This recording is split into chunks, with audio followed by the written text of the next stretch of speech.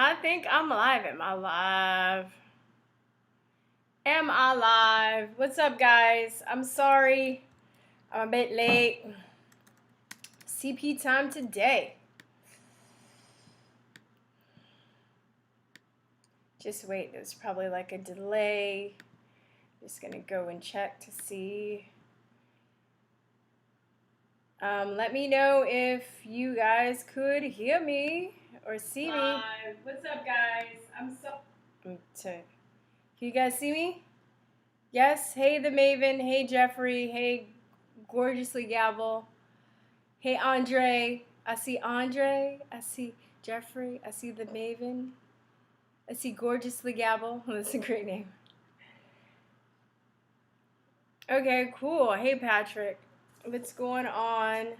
All right. So if you guys are watching, the light is a little funky. I'm trying to work in a new background and scene. I'm doing everything by myself, guys. So it's just it's taking a minute, but I usually sit like on the edge of my couch and put the computer on the couch, and the lighting is actually a little better there, but I'm trying to work with the desk. I got a couple lights. I need to figure out lighting. I have some other soft lights coming in.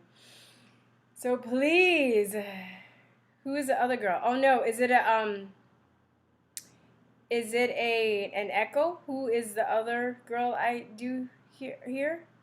What do you mean? Who is the other girl I do? So are you hearing two? Are you hearing an echo? You feeling all special? Could you? Oh, hey, no insanity. Hey, Richard. Hey, Wismatech, Sean, Will F. Yeah, fuck that math shit. That's some bullshit. Today I rarely get my nails done because I'm a very beginner. I'm not an expert, but I do jujitsu and I play guitar, and you don't want to have long nails doing those things, so I never get my nails like done.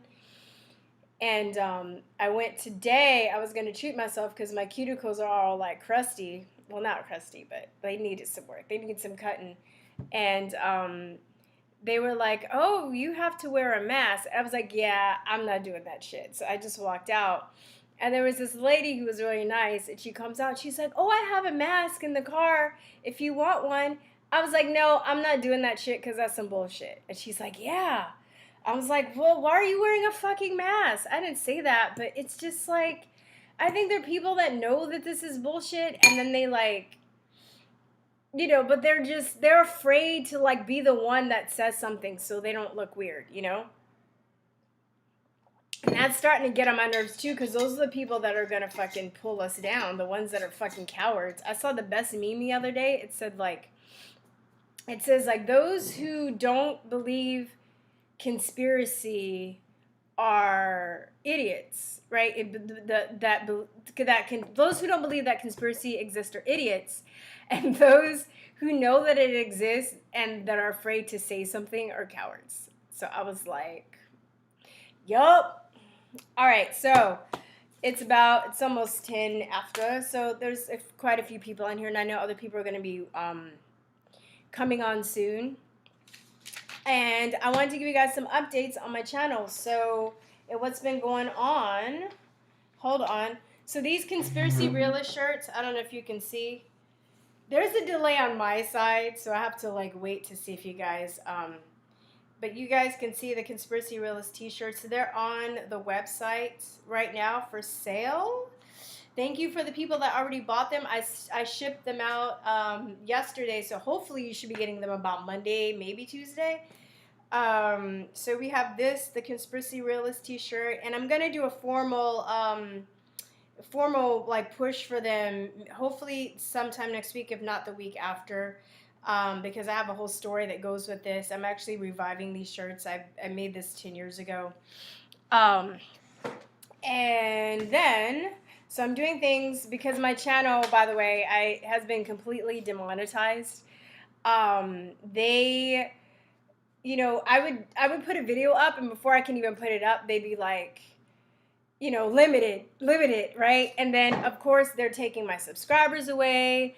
They're deleting my videos without even warning me. They're like, I know I'm being shadow banned.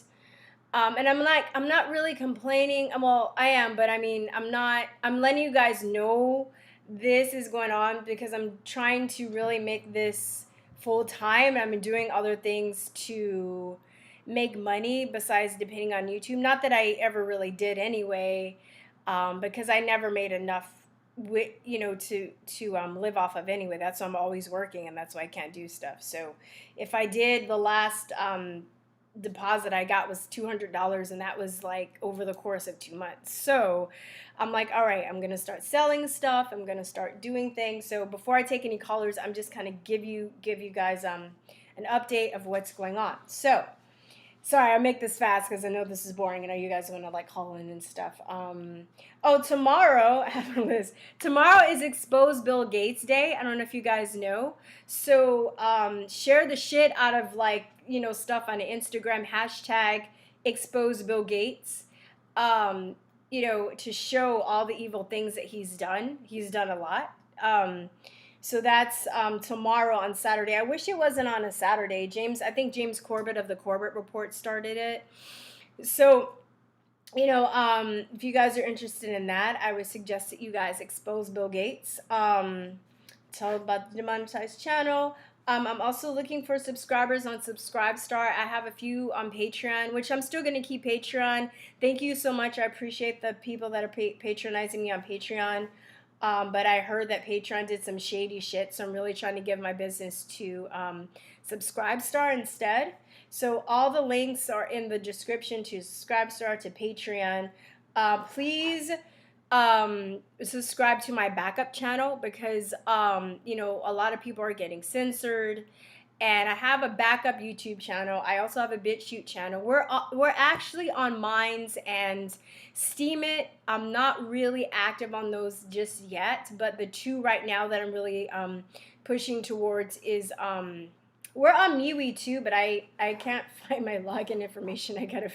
That was a while ago. But so if you guys can please subscribe to my backup channel. If I get 1,000 people, then I can start monetizing and doing lives from there in case this one goes down.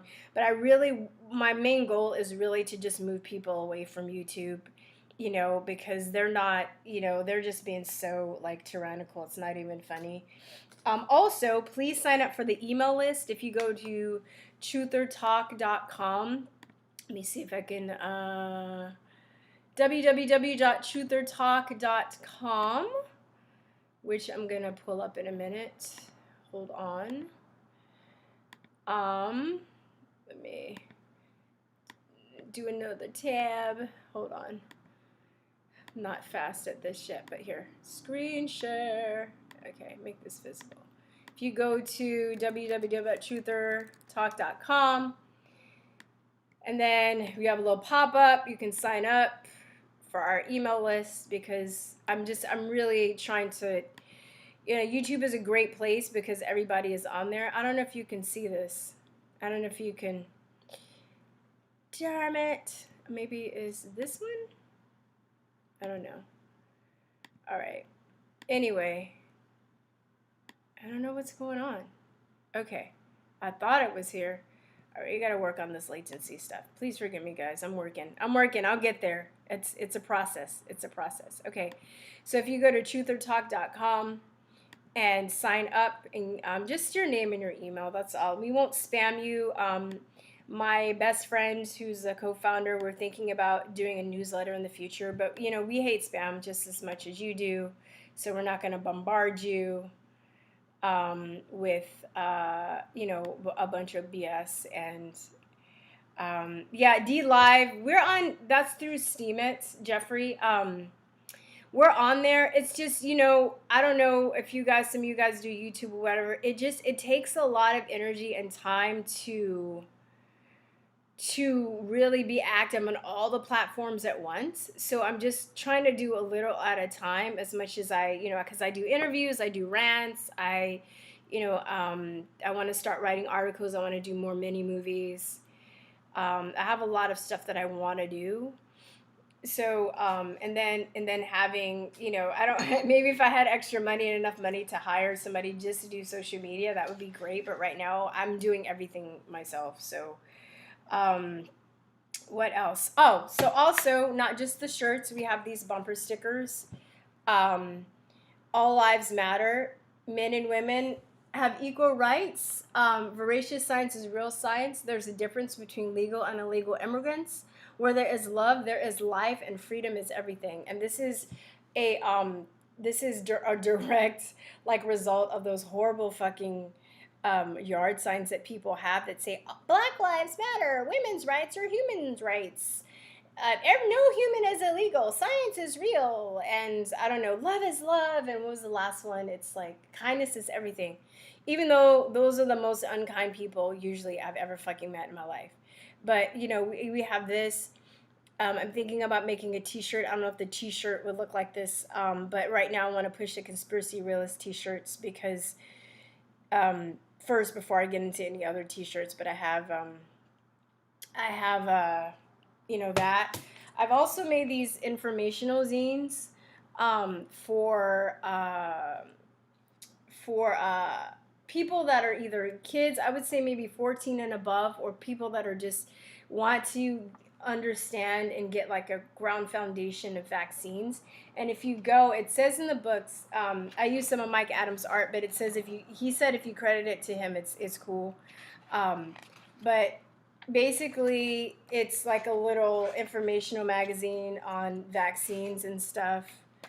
And I did this as a result of when I was a teacher, just all the curriculum was just propaganda. So I wanted to have like I wanted to have a counter to that. These are limited edition because these are kind of expensive to print, and I only have 25 left. So you can, and I only made one on the vaccine debate. But if you go to the website, there are other ones. There's one on the measles I did a few years ago. There's one on GMOs. There's one on cannabis, talking about cannabis as far as like the healing powers it has with CBD oil and stuff, that how it could, you know, help the environment. And, you know, you can make paper, you can make rope, you can make textiles, all this stuff. It's good for kids to know this stuff. You know, I'm not advocating smoking weed for kids, even though weed's not bad, but I'm, you know, I think that, you know, it'll be just interesting for kids to know.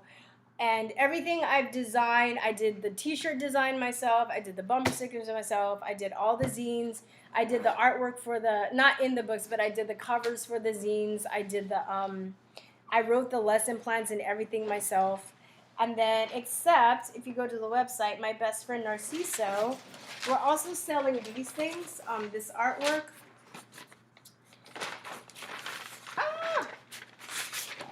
Should have been more organized. Anyway. I should have a whole show displaying this, but it's these decals. And Narciso Palma, amazing. He's one of my besties. I have a few besties, but he's one of them, and he's phenomenal. He did this artwork, and I think it's called the Conspiracy City. It was really to promote a song for my album, but my singles when I did this a long time ago. But the artwork was so good. He did such a good job that I was just you can kind of go to the website and see. I think you might be able to do a close-up if you go to Truth or Talk. It's on the website. And it has like basically all the stuff that we're going through now. It has some references to They Live Here. It's kind of a long to explain, but there are a lot of little Easter eggs and stuff, like New World Order gas and Monsanto and, you know, McDonald's and substance controls are us and the American dream. And these people in the middle represent like the 6 TV networks, and then you see people kind of going in on an assembly line. I mean, it's really detailed and it's cool, and you can either buy it and frame it, but it's also a giant sticker, so if you just want to stick it to a wall or something, you can do that too. And this is the other one that we're selling. This was based on They Live. A lot of people love this one. It was They Live meets Animal Farm. right? And I'm sorry, I know white people, like you're getting it hard right now, but the farmer was white because I guess he was white in Animal Farm, so we were just like, you know, no offense, but it's this kind of brownish, it's supposed to be like a brownish sheep, and all the animals are awake to what's going on because they got the shades and stuff. And it's funny because he's my Narciso has a sense of humor. He even put like shades. He even put shades on the snakes. Like they don't have anything to hold it up. It just looks like they're just taped to their eyes or something. But it's funny, and they're gonna burn this farmer, which represents, I guess, the elites, I would say, in this fire. And the sheep's like, he's woke and he's just watching this shit go down. Like what? And it's the same thing. It's a decal. It's a giant sticker, and you can frame it and stuff too. And I forgot, if you go back in the comments, you can see not the comments later, but there's a I think the what do you call it? The cover for the interview that I did, I actually interviewed the artist that did this, who's one of my best friends, and we actually talk about this stuff in detail. So.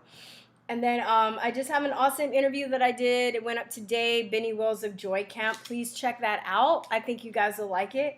With everything going on, too, I want to have something comical and inspirational, artistic, too. I really like interviewing woke artists, because I think art and music is also very important in people's awakening process. Because we fight and fight and fight, but we don't, I think sometimes we forget the beauty and what we're fighting for. We're fighting for these, the beauties of human nature. So, and then also check out our podcast on SoundCloud. There was somebody that asked me a few weeks ago about the podcast that we did with Kevin Annette years ago, and I was like, yeah, it's there. And then I totally forgot to pay SoundCloud, and I guess when you forget to pay them, they hide your episodes. So I was like, oh shit. So I repaid them, and the episode should be up there right now, but all that's in the description. And then I think we made it to the end of the list. All right, that didn't take too long. All right, so let me see. I hope this works. I was having trouble. I was trying to test in the beginning, but let's see. I'll be on for a couple hours today. Here is the call-in number, and 7464. It is 512-481-7464. Yeah. Please call me. Let's get to chatting, because this is what I've been waiting for. I love talking to you guys. So, anybody, 512-481-7464. 481-7464. I'm just waiting. Let me see. Come on now. Anybody calling? All right, so I don't know. You guys just want to, nobody's going to call? None of y'all going to call me? You just want to ask me questions in the chat? I guess I can do that too.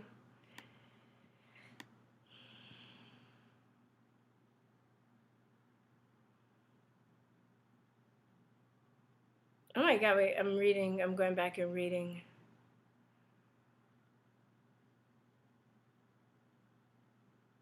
All right. Oh, okay. Ruth Elizabeth wants to know what got me started looking into things and researching. The website is truthertalk.com. Hold on. There we go. Jeffrey Epstein is not dead. Okay, so Ruth, what got me started in yeah, it's interesting. Long story short, I know you guys have heard the story before. I used to work in special ed, and I would hear the parents talking about that vaccines cause their kids autism. I didn't judge them, didn't really see how it affected me. It was very interesting in English and Spanish, and I know the Spanish-speaking parents did not read Andrew Wakefield's study because it's not even in Spanish. But, I was like, oh, that's interesting, I never really talked to him about it. Then, like the year I decided I had some major life changes, and I decided to move to Taiwan for 2 years. And right before I moved, my best friend got the diagnosis that her child had autism. Hold that thought. All right. Hello. Can you hear me? Hi. Yes, I can hear you just fine. Can you hear me? Yes. Audience, can you hear the caller? Please tell me you can hear the caller. Sorry, I just want to. All right. Well, I bet somebody let me know if you can hear. Hello? All right. Hey, what's your name? I'll just go on and I'll just wait for somebody. There's a bit of a delay from my end. So, hey, what's your name? Hi, my name is Sherry. Hey, Sherry. What's going on? Hey, fellow Texans. I saw your video the other day. It was on the George Floyd situation. Mm-hmm. You were saying you think this was a setup, mm-hmm. and that people that you know are telling you that you're crazy and, blah, blah, blah. I just want to let you know I'm in agreement with you on this. I think it was a setup as well because there's far too many holes in the story. Yeah. I have a problem. I mean, nobody should die that way. Yeah, definitely. That needs to be said. But like you said, where was this camera that they're filming this guy for so long? These are policemen. Don't they know this is going to be on camera? Why would they put their knee on this guy in such a way that he can't breathe or whatever for so long? And why is this man being canonized by not only the black community but people around the world when he's not a saint? I mean, he's just a man. Yeah. And like Brandon Tatum pointed out, if he hadn't died, he'd be in jail. Yeah. Yeah. None of this makes sense.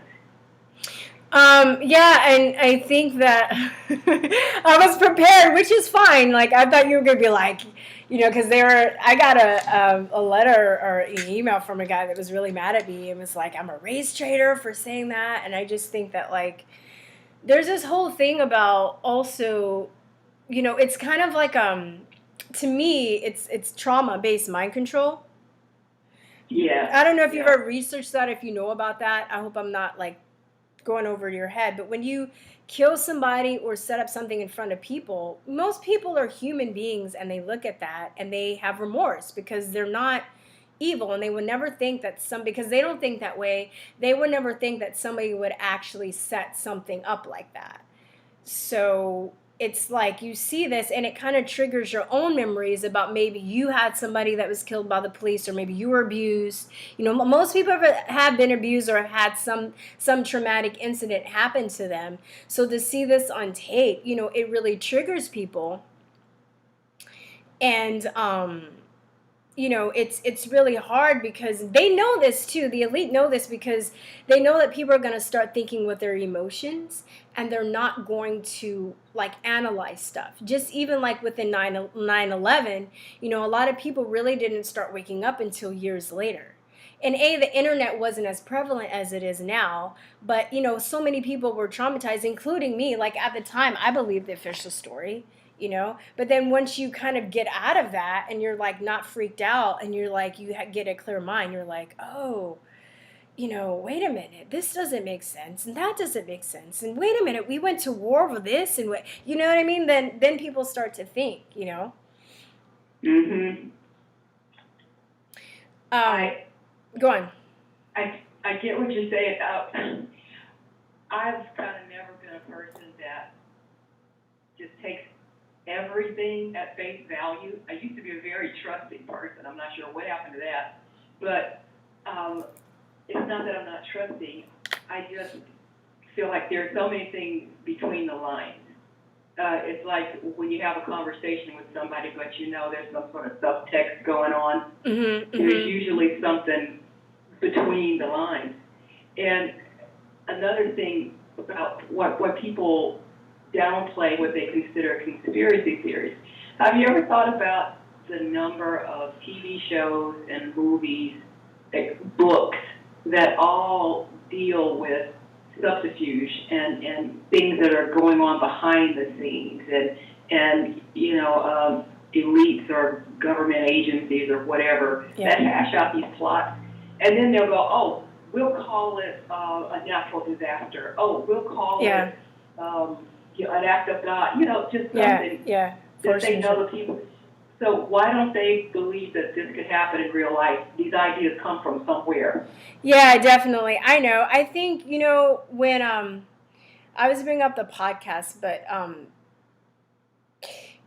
when I started the podcast with my friend, it was really cathartic for us. And I think, we always asked our guests, like, what happened and what made you become awake? And I think it has a lot to do with confidence.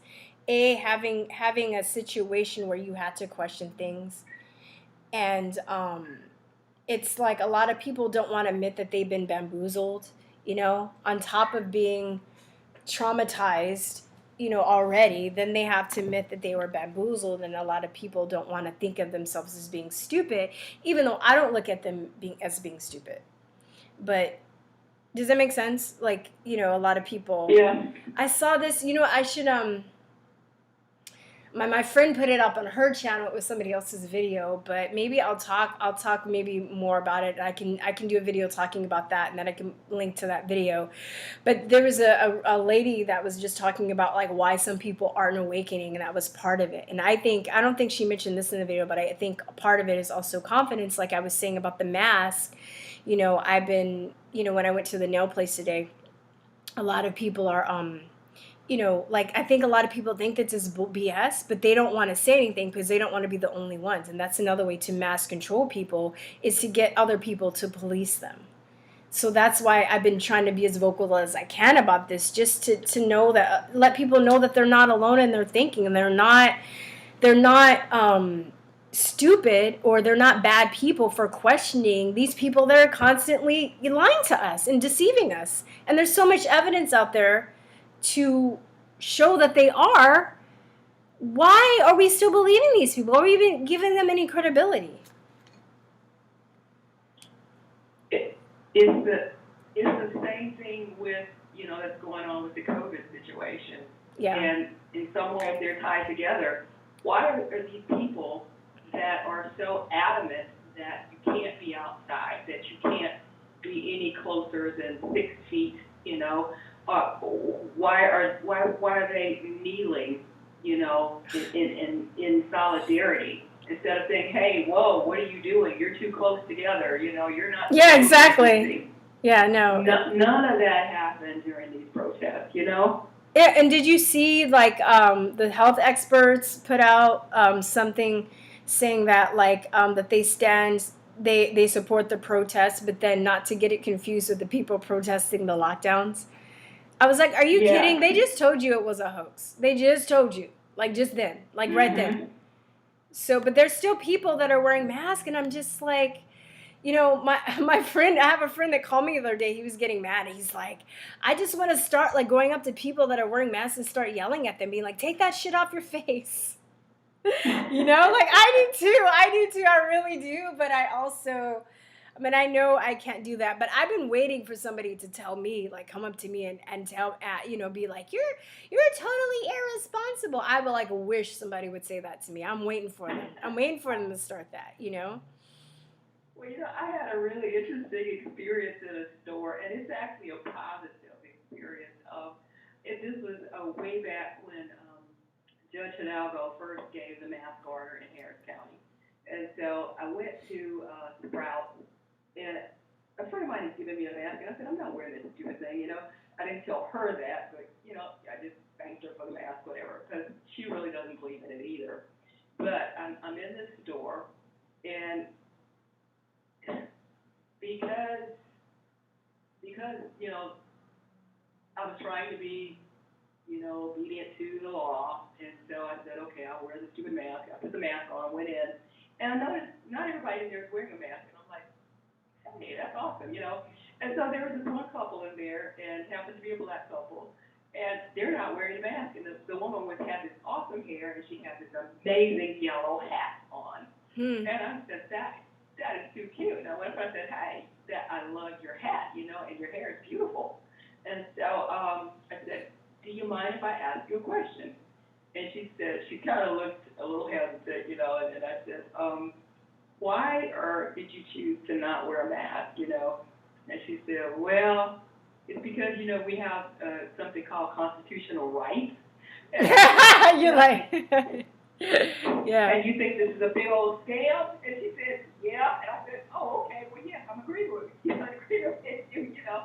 And we had a really nice conversation. Oh, wow. And, you know, it's wonderful to know that there are intelligent people out there. But to be honest, I am like you. I go on walks just to, I'm blessed enough to be able to work from home. So I go on walks to reduce the stress afterwards. And these people are running with masks on. I'm like, are you trying to pass what is wrong with you?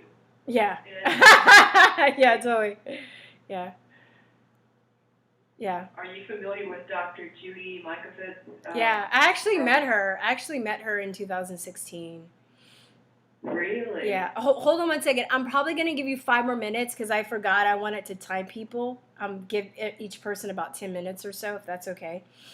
So. Oh yeah, absolutely. Yeah, because I want to talk. And last time I was letting people talk too long. I mean, I want to, but I'm trying to get as many people. Yeah, you need to give everybody a chance. I totally. Yeah. So yeah, I met her, and it's funny now that she's getting all this attention. She did, I don't know if you ever follow the Vax crew and the Vax bus. I met her, or I saw, she did a Vax video talking about her experience like years ago. And then I met her, I went to protest in front of CDC. Now, I mean, I have opinions about protesting, but to me it was, protesting was a very, it's good networking. You know, and I'm beginning to see that, yeah. Yeah, and she was there. No, she spoke. They had like a bunch of doctors and other people, scientists and speaking and stuff. She was there, so I got to meet her. So what do you think about her? I'm sorry, I'm talking too much. Go on. No, absolutely not. I enjoy talking to intelligent people, and you're a very intelligent and articulate person. I really appreciate that. I've been listening to a lot of her stuff, and I'm really getting a lot of information about the corruption that's going on behind the scenes, and it just confirms why I don't believe anything most of these people say. Yeah. But the point of that was I learned about, you know, masks and the dangers of masks from listening to her. And I'm just going to say one last thing, and then I'll get off the phone. Okay. I really appreciate what you're doing because it's because of your channel that I learned about vaccinations. I saw the video with Curtis Cox, that interview that you did. I got his book. I learned about Vax from your channel. Oh my God, I'm gonna cry, dude. I really appreciate it. Thank you so much. I said I'm gonna cry, like, you know, go on, and then I'll tell you something before you go. I didn't mean to cut you off. Oh, no, that's it. I just wanted to say thank you, and I'm learning a lot from your channel and getting good information. Oh, you're welcome. You're welcome. All right, I guess, I've just been doing this for a long time, and I feel like, you know, now within the past couple of years, people are more open, but it's been hard. Like, a lot of people were really mean and threatening. I don't get as many threats and stuff as I used to. You know, it's crazy, but I think more people now are definitely open-minded. So, but thank you, Sherry. Nice to meet you. Thanks for calling in, and thanks for watching. Please sign up to the email list. I will do that. Thank you. Okay. All right. Okay. Bye-bye. Bye. Next. Oh, no. Okay, let me see if I can call you back. Last caller. Let me see if I can. Just trying to. So I give everybody about 10 minutes. Okay. Yes. Let's call this person back. I think I can call them. I think it's going to work.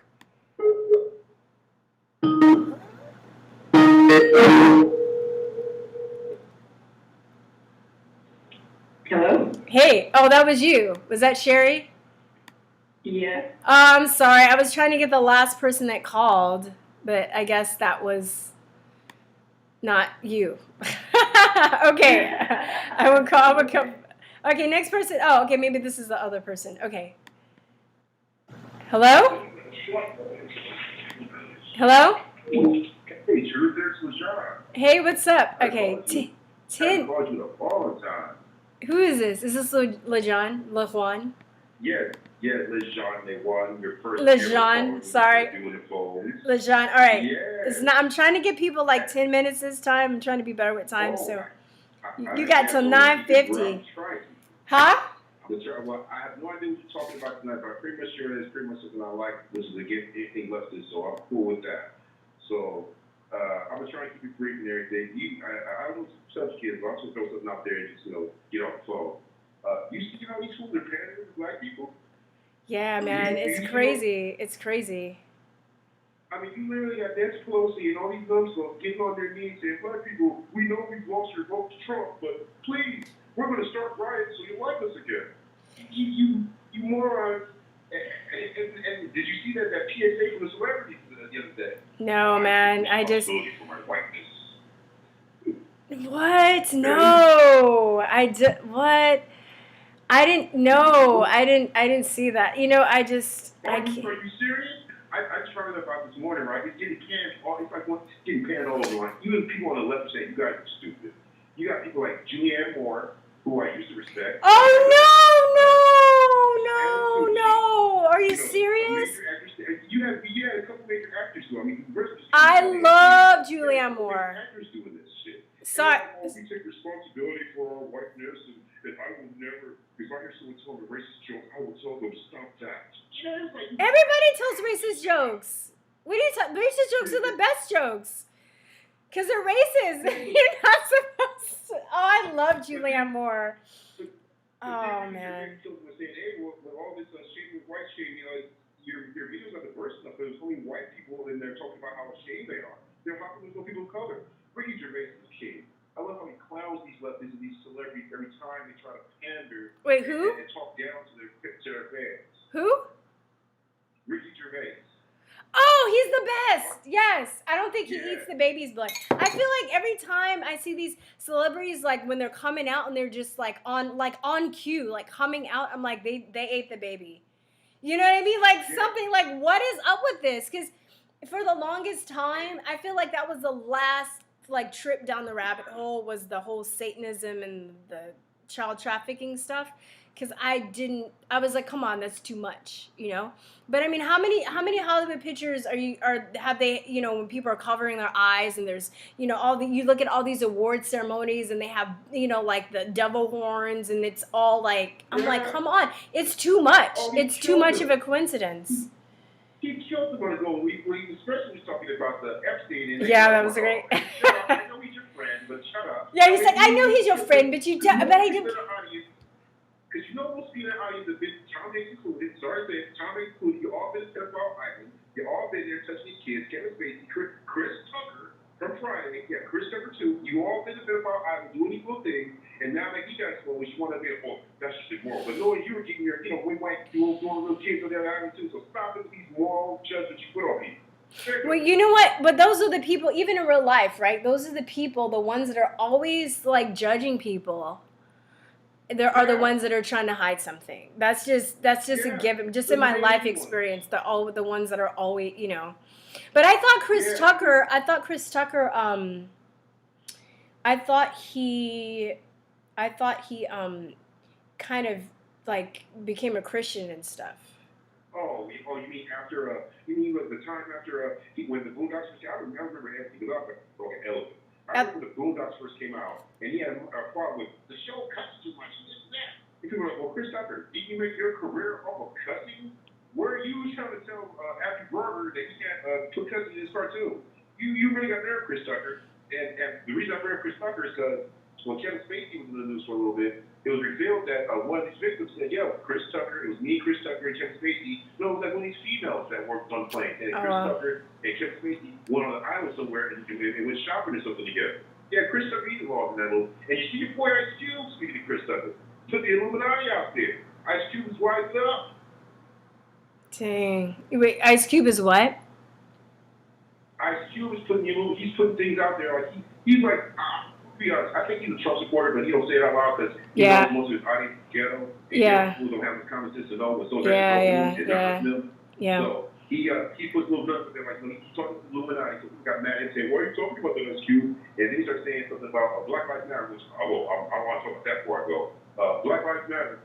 When you know there's money people who are stupid enough to give money to you, don't give it to the DNC. He said, don't give it to the DNC. Ice Cube said, do not give it away to the DNC. Do not give it to them at all because do it for something we create. Don't give it to these politicians who promise to give you stuff and they'll do nothing about it. Yeah. Now, I know we got a minute left, but before I go, I have to address this Black Lives. I've been on the show for months. Right? I was the first caller, so I don't know if you shade and cuss and stuff like that, because Black Lives Matter make me want to cuss. I get so hot about these cats. Do you all cuss on your show still? Do I cuss? Do you still all cussing on your show? Yeah, I don't give a shit. I don't give a fuck. Okay, cool. All right, good. These motherfuckers for Black Lives Matter make me so fucking sick. While how they're out there protesting for a dude, which that's the Candace. I know you don't too much care about Candace, but when she puts stuff out there like this dude put a gun to a pregnant woman's baby's belly and said, "I will kill your baby if you'll give me your money." And you got people out here destroying their own neighborhoods in this guy's name, destroying their own communities. See, we want to defund the police. The reason why you're out there do these damn protests because police are out there watching the stupid ass. Yeah, you want to take the police out of the equation? But I think. As soon as you take the police out of the equation, Oh no, let me say. I think that I think a lot of the violence that's happening are paid agitators, though. I think they this is kind of like my analysis. They'd stage the killing, whether it was a hoax or a sacrifice, or that's debatable. But I'm not going to get lost in people. Yeah, well, yeah, I don't know. I'm not going to get lost in the details about that. I'm trying to go to the bigger picture. But but they needed a catalyst to start these riots. So just like clockwork, just like clockwork, they know that people are going to protest.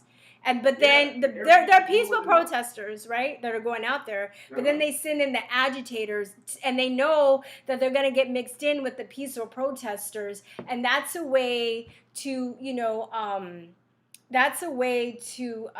kind of get everything mixed up and confuse people, right? So you have these agitators that are coming, destroying the Black community, setting stuff on fire. If you kind of look into other things, it's another way to hide evidence for a lot of people that are, being investigated for stuff, to burn down buildings, just like Building 7 and distractions. Yeah, distractions. There are multiple agendas.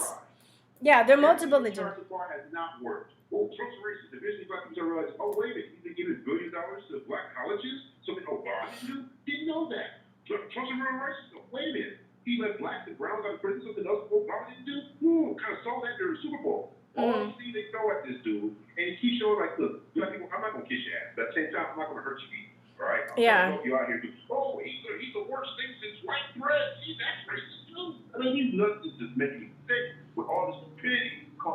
And Terry Crews, I know you got to get going, but Terry Crews, you finally got some balls, dude. Finally got some balls on.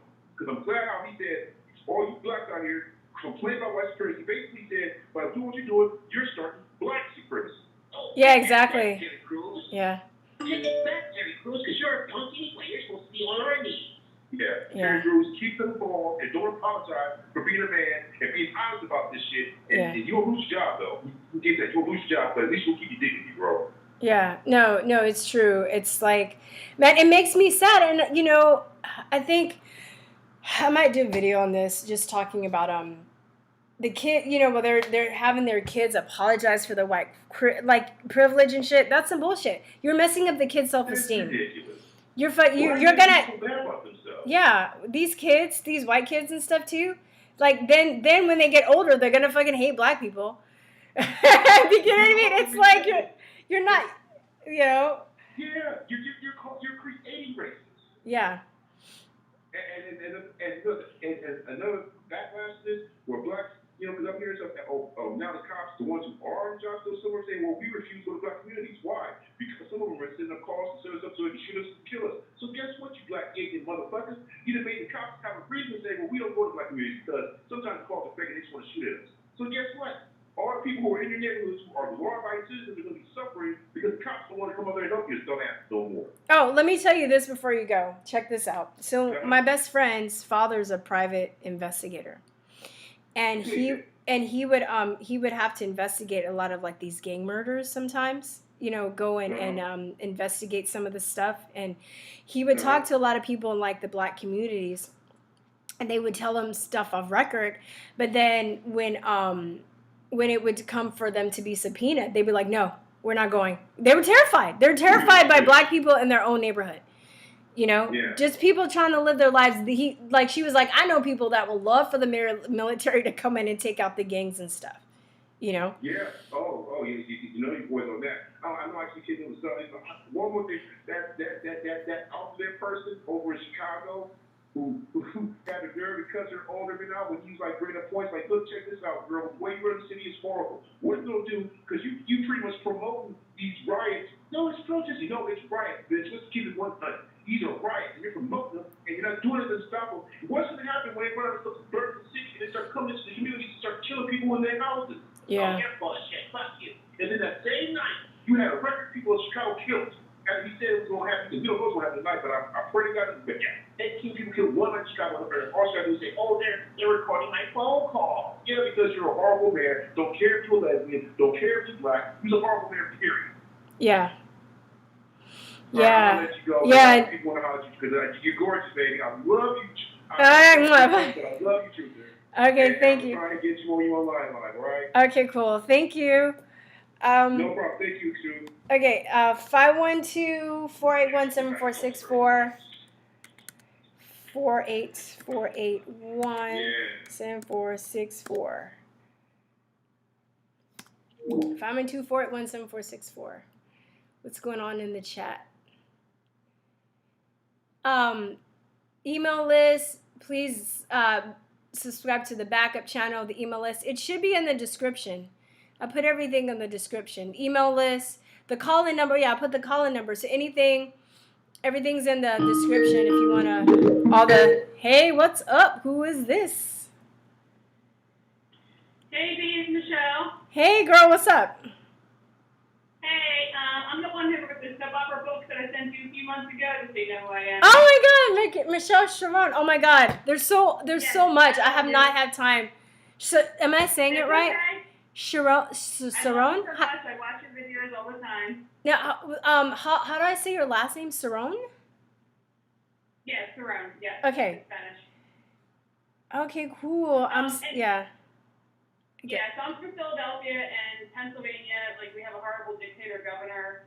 Our state legislature just overturned all of his dictatorial, tyrannical COVID nonsense that he's been doing. Mm-hmm. So, like, the state is, like, now officially free. Like, we don't have to wear masks anymore. Businesses can open up whenever they want.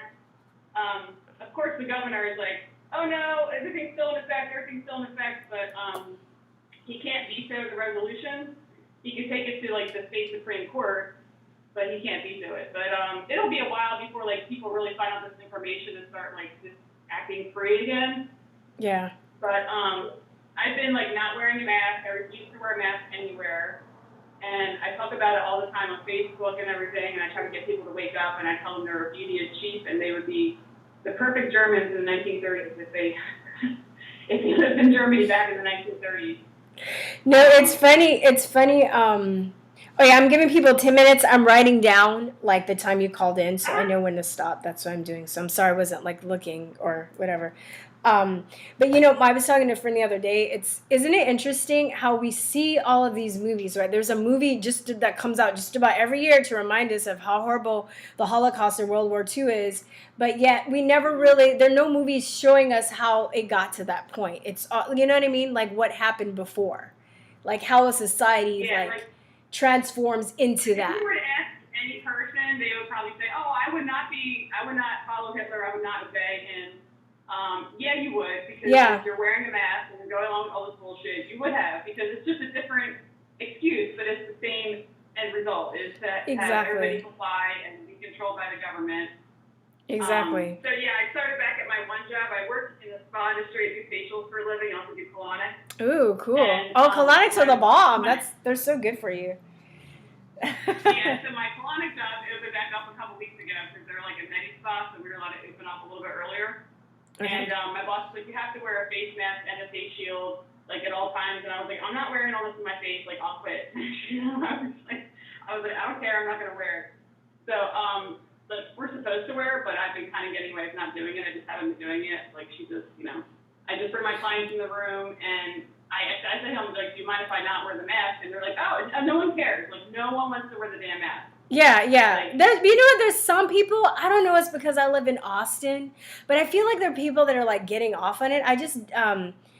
I interviewed this guy named David Crow a few weeks ago, and we were talking about like how people love it, like how they're kind of just like, I'm wearing a mask for humanity, and I'm wearing it because I'm a good person. So they think they're like saving the earth or some shit by wearing the mask. And Austin.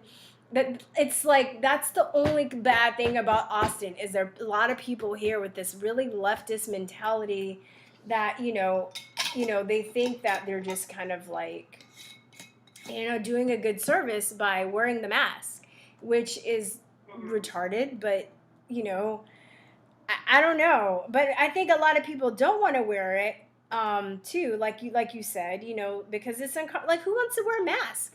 And I was talking to this lady the other day, and she was like one of my route stops, and she was just like, and I love her. She's a nice lady. She's an older lady, but she's like, oh, this is new normal. And I'm like, no, it's not. And she was like, oh, well, we have to wear these. I was like, no, we don't. And she's like, oh, well, what are we going to do? I was like, well, enough people have to say no. And I was like, look, do you want to live like this? Yeah. Do you want to wear a mask and not hug people? This is insane. But more people that go along with it. This is when I was doing I told the story about today when I was at the nail salon. Oh, no, I forgot. I went to another nail salon, and I was talking to another lady, and it was optional to wear a mask, but I noticed she didn't have one. I didn't have one. We were talking, and we both were talking about the BS, behind everything. And then, but there were other people I knew that they were listening, and there was one lady that was sitting with her mask on, and I can tell that she was fuming, and I know she was listening too. But I'm like, good, let her listen. I'm not obnoxiously loud, but I'm loud enough so people can hear our conversation. Because the other people that need to hear. And I figure, if I don't comply, other people will see it, and maybe they'll still, exactly. People are still wearing the mask, now that the warm weather is here. I mean, there's still a good amount of people. I definitely see it a lot less. But but still, I'm like. They make the clients come in with the mask on, and when they get to my room, I was like, take that shit off. I don't want that on your face. And I don't even bother even asking me if I can wear it. I just don't wear it. I'm just like, this is a mask-free zone. You don't have to wear a mask in here. And everyone, no one cares. I haven't had a single person who's been like, oh my God, no, I want you to wear it, or freak out or anything. So everyone's like, yeah, it's bullshit. I don't care. I don't want to wear it either. I was like, yeah, take it off. Yeah, East. That's one thing. I know I'm being general, but I feel like East Coast people are just very I love the mentality of just people don't bullshit. People from, Pennsylvania, New York, Jersey. I always, Maryland. I always gravitate towards those people a lot of times in public because I love just the no nonsense attitude that a lot of those people have. They're just straight up. It's great. Yeah, it's my great. other two jobs are opening back up in a couple weeks, but they're saying you have to wear the mask, you have to wear the face shield. I told them, I was like, I won't wear it. And they said, well, then you can't come back. I said, fine, I don't care. I quit. Oh, wow. Good for you. I'll quit my job if I have to. Good for you. Do you have kids? Do you mind me asking? Do you have kids or whatever? No, I'm married, but I don't have any kids.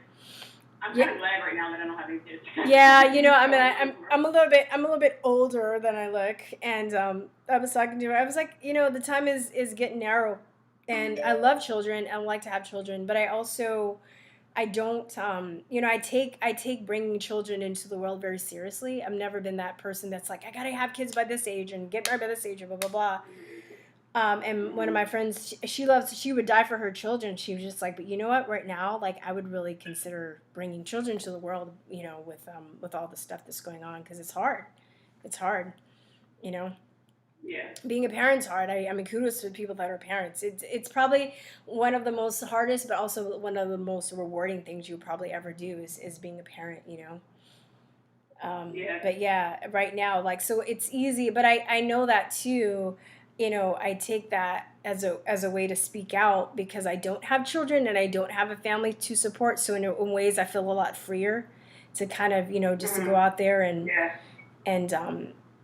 spread this information around. Yeah, definitely. I feel the same way. But good for you. I mean, have you ever thought about, are you promoting your books? Yeah, just mostly online. I do have some, sprinkling some knowledge in my book. I have one of my characters is a black Republican state rep, and he's against abortion, trying to get like men's rights for abortion in the book. That's like a whole story because his ex-girlfriend like aborted his child, and then I have like an Antifa group that like comes to his town hall and like causes violence and stuff. So I call them Fight the Right is what I call them, like the fictional Antifa group. But I mean, like, have you like thought about like doing a blog and do snippets and kind of writing about thoughts on your books to drive people to your site so they can buy the book? Yeah, I need to get a website. I need to do that. My dad designs websites. I have to I guess once my parents will let me in their house again, then maybe I can get up down. Well, you know what? There's lots of resources. There's really now there's so many like Squarespace without code, Wix. There's so many like I mean, you can also go like get a membership to those and then get somebody on Fiverr to put it together if you don't want to know how to do it. But now there's just so many resources where somebody that doesn't design websites can like throw together their own website. That where it's not. My dad will definitely do it for me for free. I just haven't Okay. But I mean, you also, if you do a website too, you also want to make sure that you have access to it so you can change it yourself. And it's easy. Now it's so much easier than it used to be. So if you get your dad to put that together, and then you can just go in and upload stuff and you can, you know what I mean? Does that make sense? If you want to upload, take stuff down. So you're not constantly having to ask your dad, because it's also annoying when you have somebody do your website for you and then you're just like, oh, I need you to change this, or could you do this for me? It's just better to know how to do that shit yourself. And it's so much easier now to do that. So anyway, sorry, it was like 2 minutes. You want to say anything else? Sorry, I'm just trying to like... I'll be on here for 10 hours. This whole Antifa taking over Seattle thing, I think it's fucking hysterical. Yeah, but you know what's funny? That was totally, like, that's some globalist shit right there, because they're idiots if they think that they took it over. It was given to them. So what else is next? You know what I mean? Like, what is they planning? I don't know if you watched Really Graceful. She did a really good breakdown. She was like, yeah, Mitt Romney's marching with the people with his armed guard. She's like, they don't give a fuck about you. Like, what do you think? You know, and all these Fortune 500 companies in Seattle. And then I guess a lot of them are vegan and vegetarian, so they're like demanding soy products. I'm just like, all they have to do is cut off their utilities, and those people are fucking done. Like, it's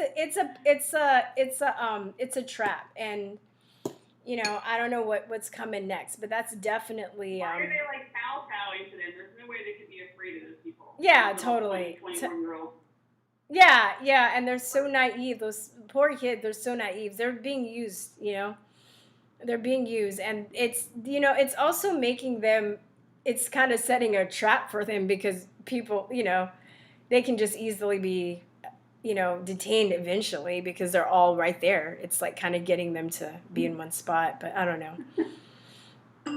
You know, they don't see it. It's really entertaining, that's for sure. Yeah, they think it's an organic movement, but you know, they don't have the insight to realize that it's not, that they're being used. So I don't know. Yeah, and they're doing all the things that they say that they're against. That's cracking me up.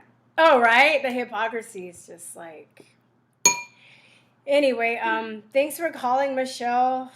All right. Yeah, good luck with everything. Let me know, and thanks for your support. 1013. Okay. All right, I'll talk to you later. Bye-bye. Okay, bye. Hello. Who am I talking to? 281. Hello? You're talking to the Mexican American. You guys encouraged me to do my own show, so I have a show on YouTube. Wait. You're talking so fast. Could you slow down? What did you say? What's your name? Well, I only got 10 minutes. I said this is the Mexican American. That's why I'll just keep it at that. Okay. I like to say in private. I don't know. Anyway, may I please begin? Can I ask you a personal question? Are you black or mixed? I'm black, but my grandmother was half white. But Okay. So the reason that I asked that question is because, not because I'm trying to, do an expose or anything.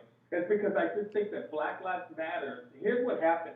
They were using black footsteps that from the civil rights marches and using them to pollute what they had. I don't know if you remember that, but they're like, they marched for the homosexual community, and black preachers were standing up like, I did not step 1 foot for the homosexual man. And they despise preachers. So what happens is, it's happening again. I think that Black Lives Matter is the Indian sacred cow. Like, you can't talk about it anymore. Volkswagen got their asses handed to them for a commercial of an African-American lady getting her hand slapped. I mean, and Volkswagen had to apologize. And there's just so much apologizing going on, you know, and it kills me because I don't think the people that are with that Black Lives Matter have any idea that they're being infiltrated Oh yeah, by totally. hardcore leftists. Yeah. That's what I'm saying. Also, I wanted to say that have you seen any footage? Okay, remember when Dylan Roof shot 8 people? You actually saw him in the orange jumpsuit. Have you seen any footage of any of these cops in the orange jumpsuit standing in front of the judge? No. Exactly. I think we're on the same page. You were there first. I'm not gonna lie. You were the torch setter because I was like, wait a minute, could it be fake? And I've been watching you for a good minute now. And why haven't we seen that? I mean, every time there's a hardened criminal, and these men are infamous, not just famous, they're infamous. You would see their every move. Today, Derek, whatever his name is, and the Asian guy and the other 2 guys, they all stepped in front of a judge and just to, vote bail. Nothing. Yeah. We got nothing.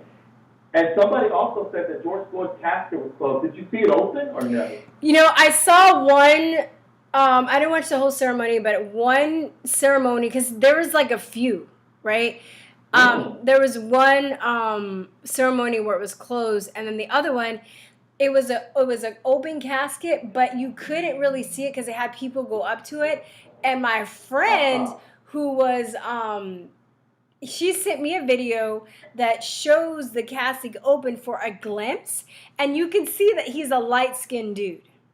He doesn't even look like George Floyd. And I was just like, are you serious? Because most of the time, too, when you die, you actually get darker, And I'm like, how did he get lighter? It doesn't even look like George Floyd. So there's a dude. So I think, just like, they can put together a crime show like CSI or Law and Order and stuff and stage funerals. I think that's what that was. They do it every week, They do it every week. So people there, either they're getting paid or, they know, and how do we know? We don't know those people. We're just assuming everything. We're assuming that these people, and why is the mayor crying like a little bitch? Why was he crying? Like, I'm like, why? Why? Did you know him? My friend was like, yeah, he probably didn't even go to his own grandmother's funeral yet. He's going to this friend's and on his knees crying. This is some BS. And it's just like, are people really falling for this? Like, are they really watching? It's like, I don't know, man. Like, it's, but I think, I saw somebody in the chat saying, oh, it was ignorant that I talked about trauma-based mind control, but it is. It is, because a lot of people are under like this, it's like a black magic spell, right? If you study trauma-based mind control, it's been, from the beginning of time, right? Then the Nazis got a hold to, they actually had a declassified project, the MK Ultra stuff, but I think that a lot of people have figured out how to do this on a mass scale, right? Involving alpha waves from the computer and the TV, involving, trauma through visuals, involving drugs, and a lot of black people, this is like a theory of mine, but a lot of black people, especially in very violent neighborhoods, are already primed for MK Ultra because they are they experience, if you're in a violent community where you've experienced a lot of shooting and death and murder, you're already in that fight or flight situation. You're already, because what happens, I don't know if you know, but what happens when they induce mind control, basically they torture the victim. So this is like one-on-one. Sorry, I hope I'm not confusing. I'm going to back up. So one-on-one, right? If they're going to just do it to one person, what the Nazis and the MK Ultra mind control they would torture the people, right? And what happens as a defense mechanism, your body splits two personalities, they compartmentalizes it, right? That kind of is a survival mechanism for you to kind of like save yourself psychologically, right? But what they do is that they kind of like hijack it, So if you're constantly, you're in this neighborhood, you're witnessing drive-by shootings, you're having friends and family being murdered, on top of that, you're in a situation where people are doing and selling drugs. On top of that, you are listening to violent rap music, and then on top of that, you're having all these like GMO foods and vaccines that are like inflaming your brain, and that all those are all, it's like the perfect recipe to induce this stuff. So if you see something like somebody getting murdered in front of you, you're already primed for that stuff, and you're not going to be able to think clearly. And it's kind of like a trigger. So some people were triggered, and they just all the time, right? Anytime anytime you see like these protests that get such worldwide attention, or these murders, these cop murders that get such worldwide attention, that's already suspect. Because people die every day. People get killed by the cops every day. Why is this particular case getting so much attention?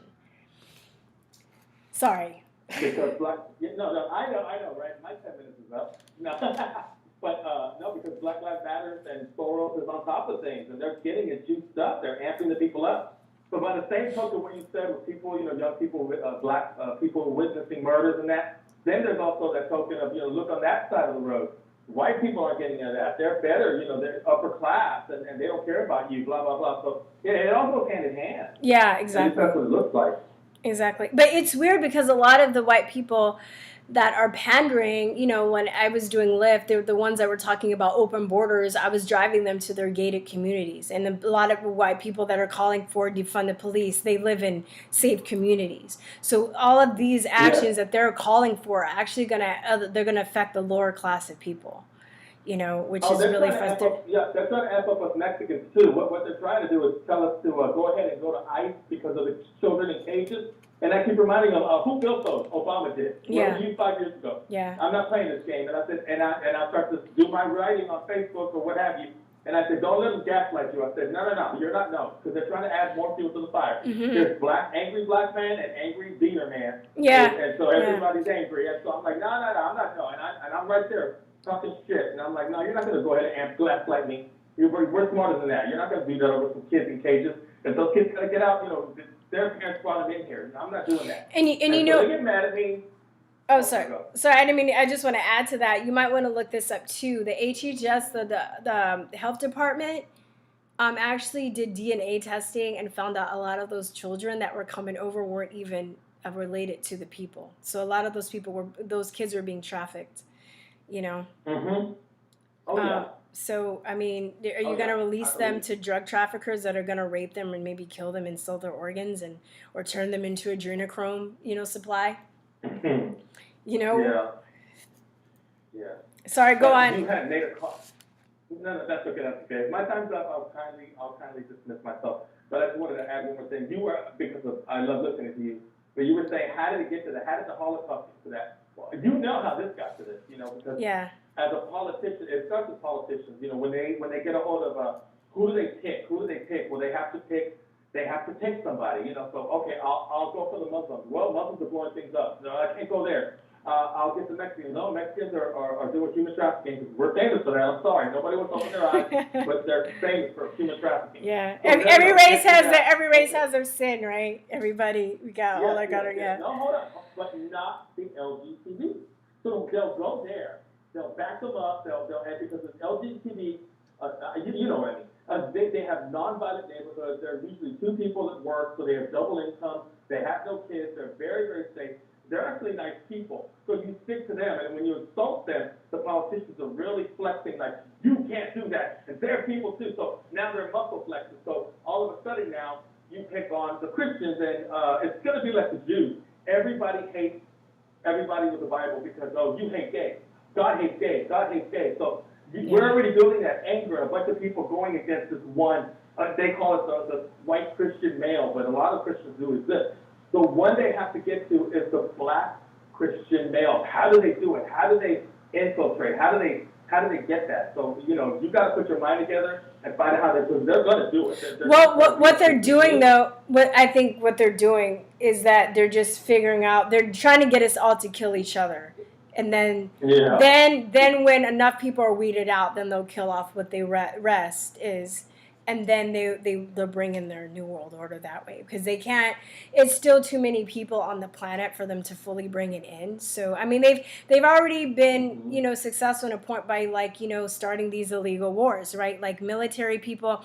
And I apologize if I've ever done any videos in the past and I talk shit about the military when I was younger.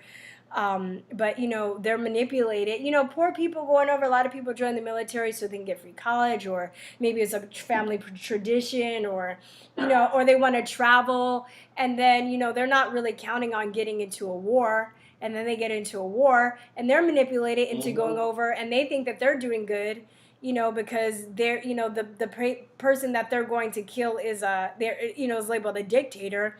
So you're thinking, hell, I'm going to free all these people from their dictator.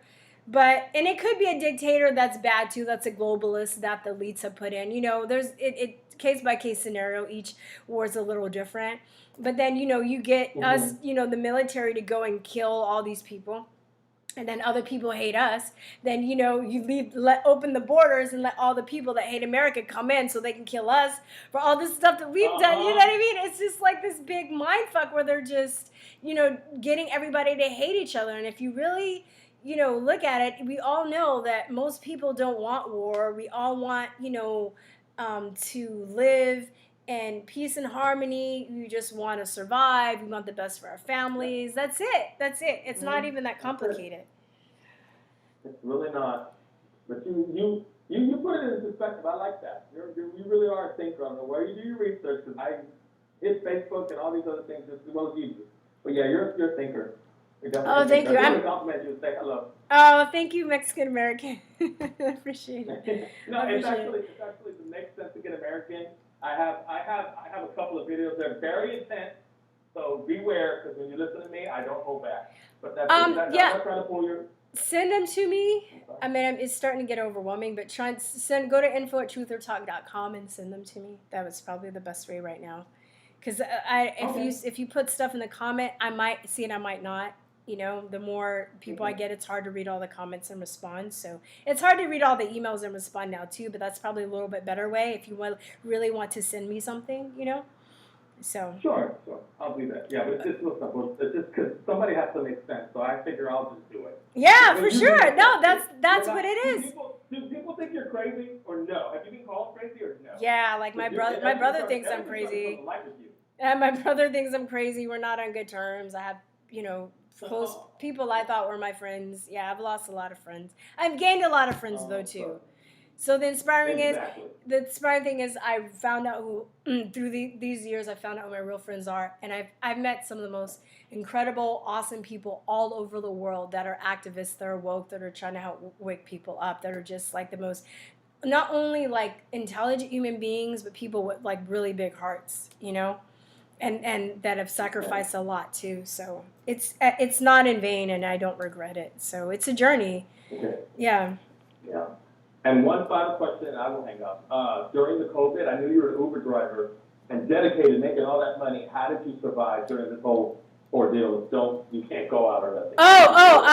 I haven't drove for Lyft. I used to drive for Lyft, not Uber, and I haven't driven for them in over a year. So I'm a medical courier. Oh, okay. Yeah. Yeah. Okay. Well, then that answers that. Yeah. I wish you a very good night, darling. Oh, thank you. Like, thanks. All right, next caller.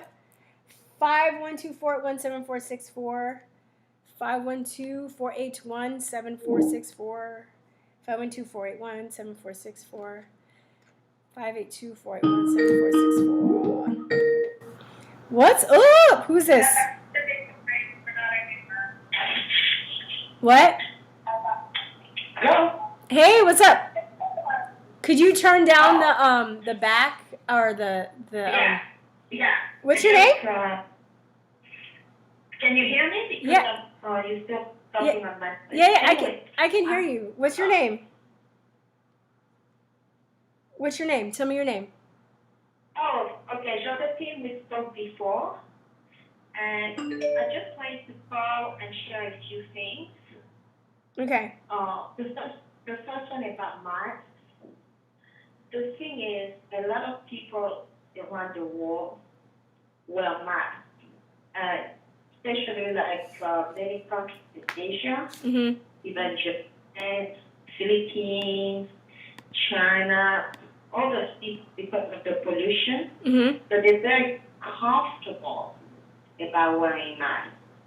Mm. Even in places like South America, like Peru, they have many places that are polluted, air pollution. You can really see the whole environment in pink and blue from pollution. Mhm. Those people, so all of these people now, they're coming and becoming Americans, and they're used to wearing masks.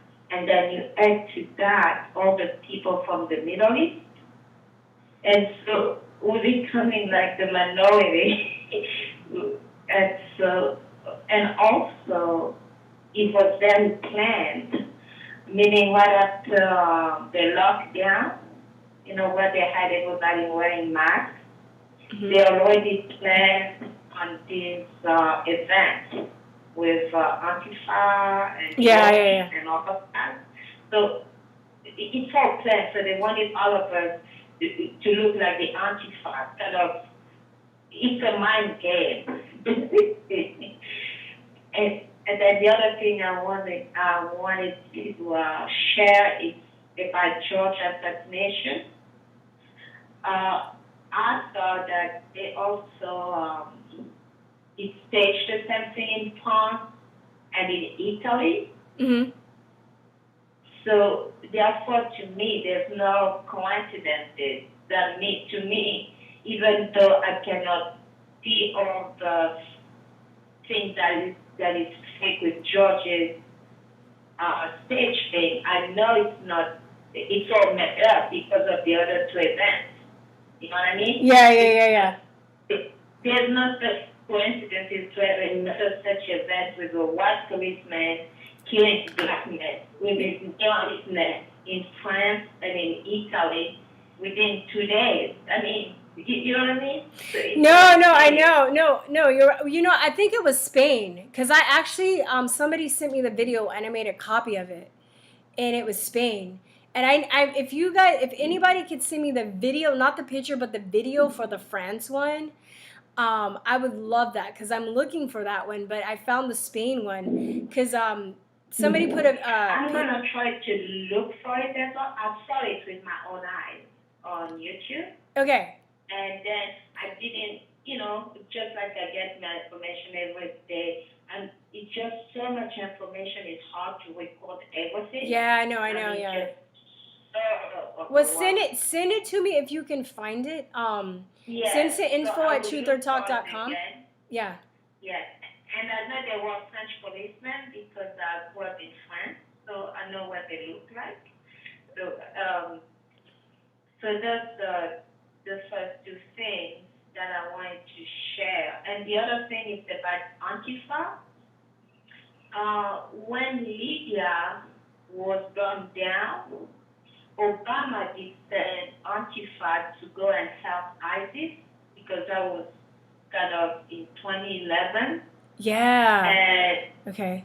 So all I'm saying is that what they're doing right now here, it's a formula that has been done the world over. It was done in Ireland, and that's how actually that is being used to create all the shitholes in Africa, and the third world as well. For example, they will first send the mercenaries, which is, Antifa or ISIS, to recruit, but before they do it, once they send them in, they kind of had already. Okay, they send them in and then they create an event. Yeah. Okay. So that's why I also know that the George thing was planned for, for all these masks. So they create an event and then they have the mercenaries recruiting everybody who's kind of hate or is in a position of the present government. In that case in Libya it was Gaddafi. So they're putting all these people, and then they start burning and rioting and making as much chaos as they can. And while people are being distracted about that and fighting among themselves, what they do, they establish a new government. Yeah. Okay? Yeah, exactly. And that's, yes, and so that's why usually when we talk about dictators and stuff, all those dictators are placed when this takes place. So basically the deep state, there's only one deep state, by the way, which is global. Yeah, I understand, Yeah, they have branches in all continents, and they have members in all countries, and so the dictators are put there by them. Yes, so basically, when United States goes to war against those countries, against, let's say, right now Iran, basically where we have United States fighting United States in Iran. Do you follow me? Because the ayatollahs are put there by the deep state. No, I totally agree with you. You called him before, right? Like I talked to you before. Yes. Yes. Are you from? Was it Togo or no? I'm sorry. You speak to so many people. I don't expect you to. I'm sorry. I remember. Anyway, don't be sorry. Yeah. That's a really good point you brought up about the mask. I never really thought about it. And when I lived in Taiwan, but they would only wear masks when they were sick. And I still never really wore one, just because I thought at the time, if you sneeze, you don't want to cover your mouth and stuff like that if you were sick. But that's a really good point. I never really thought about it because I know people do wear masks in China because the pollution is so bad. But they don't wear high pollution, and that's why climate change is just a scam, because pollution, the United States creates so minute. Yeah. So they're trying to regulate us while they're not regulating the people, like putting out all the pollution that really matters. And it's kind of like a formula too, okay, we're gonna get them conditioned to wear masks. We're gonna, because they're not gonna talk instead of, it's funny because I think with the global warming thing, most people can get on board about like getting rid of pollution, but they make it, if you question global warming, that you don't care about the environment. So then we can't have that conversation, right? We can't be like, oh, it's the pollution. And it's funny how they try and put everything on human beings. They're like, oh, human beings are selfish and they don't care about people. But it's really these corporations and the globalists that are creating the problem, like terraforming the planet with their oil spills and their pollution, and pollution and stuff. And there have been lots of people throughout history that have, come up with these solutions, have cleaner air and cleaner burning fuel and stuff. And the big people squash it, and then they put it on us, saying we don't care. We're humans. We're just these horrible human beings. And it's not just like with the global warming narrative, but it's also in a lot of science fiction and narratives in Hollywood. It's always a lot of these science fictions is about, the human beings are a terrible race and they must be destroyed and we have to bring in the AI. It's totally sick, Yes. So all of that, I think you actually mentioned it earlier when speaking to another caller about the New World Order. So basically, that's what they're doing, and you see, like they take all the industry, manufacture, and take it to Asia where they pollute everything. The same companies, right? Yeah. And then they bring all the goods back into United States, and then pretend that they're not creating pollution. Mm-hmm. And so they talk on both sides of their mouth. Yeah. Because they're playing mind games. It's like solar. Solar is great, yes. But how much pollution it creates just to, make those panels and then recycle or get rid of the batteries. As we all know, the solar electricity has to be stored because at night there's no sun. So anyway, yeah. so the mind game. And the last thing quickly, because I'm already taking so much of your time, people should know that they need not to feel that they're being racist when they talk about people with different skin colors, because it's a easy way to shut everybody off. Yeah. And right now, the deep state is redoing the demographics of the entire world. For example, they're flooding Europe with Black, African, and Muslims. And at the same time, they are flooding Africa with Chinese and more white. And then they are flooding, us, the United States, with a bunch of illegals and everybody who hates United States. So Yeah.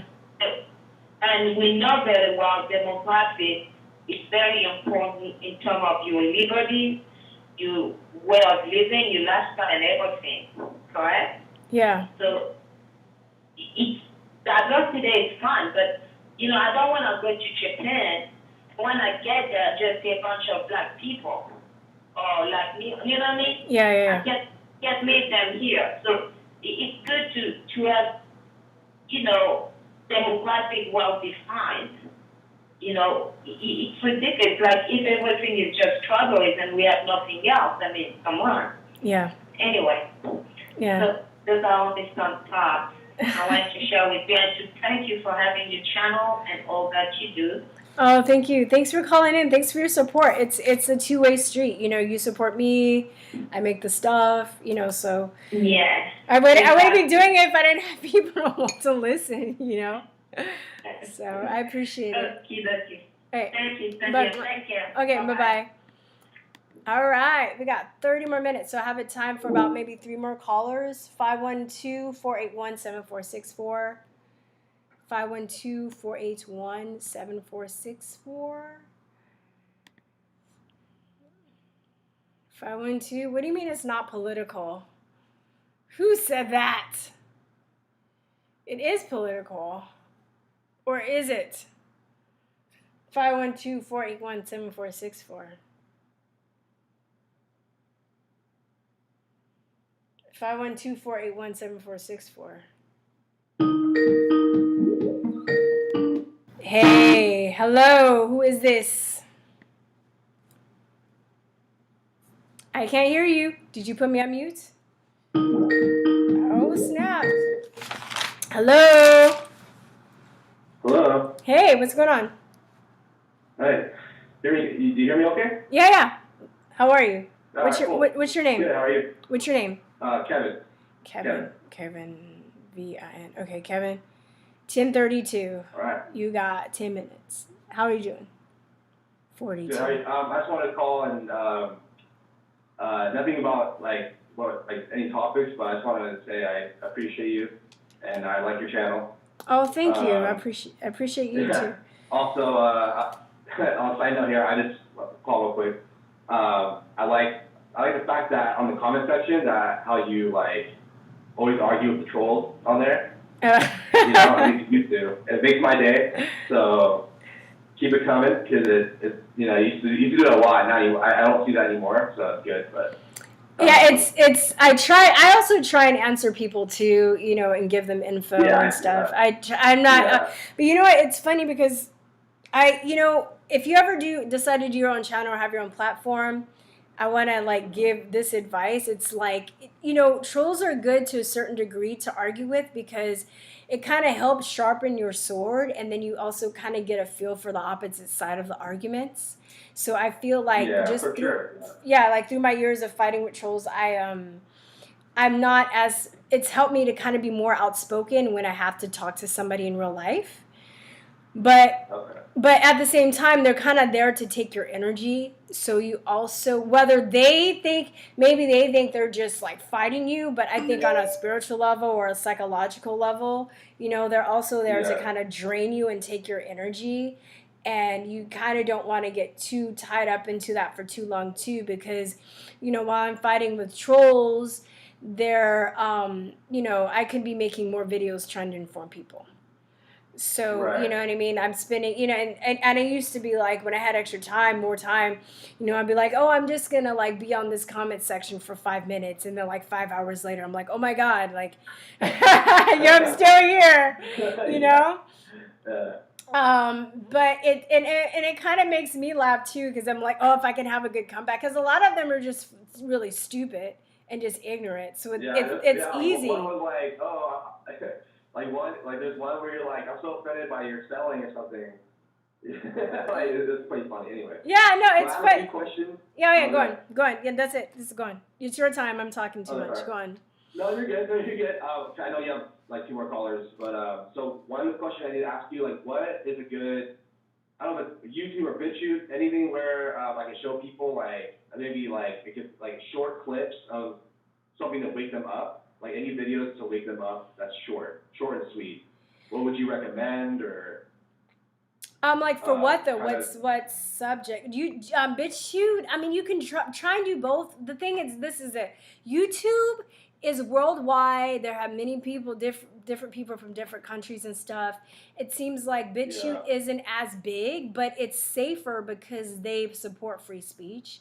And because of the YouTube, you know, is owned by Google, they've mastered these algorithms. They've hired a lot of people to, you know, and then if you piss somebody off too, they can just report you on YouTube and they can get your video taken down that way.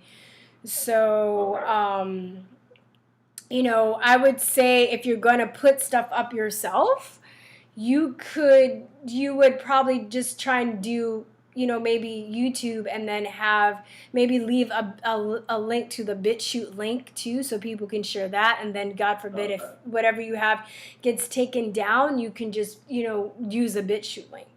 Brighteon was kind of good too, but now Facebook, you know, they've recognized that Brighteon is a competitor, and I'm not able to link stuff on Brighteon, so I'm not using Brighteon as much.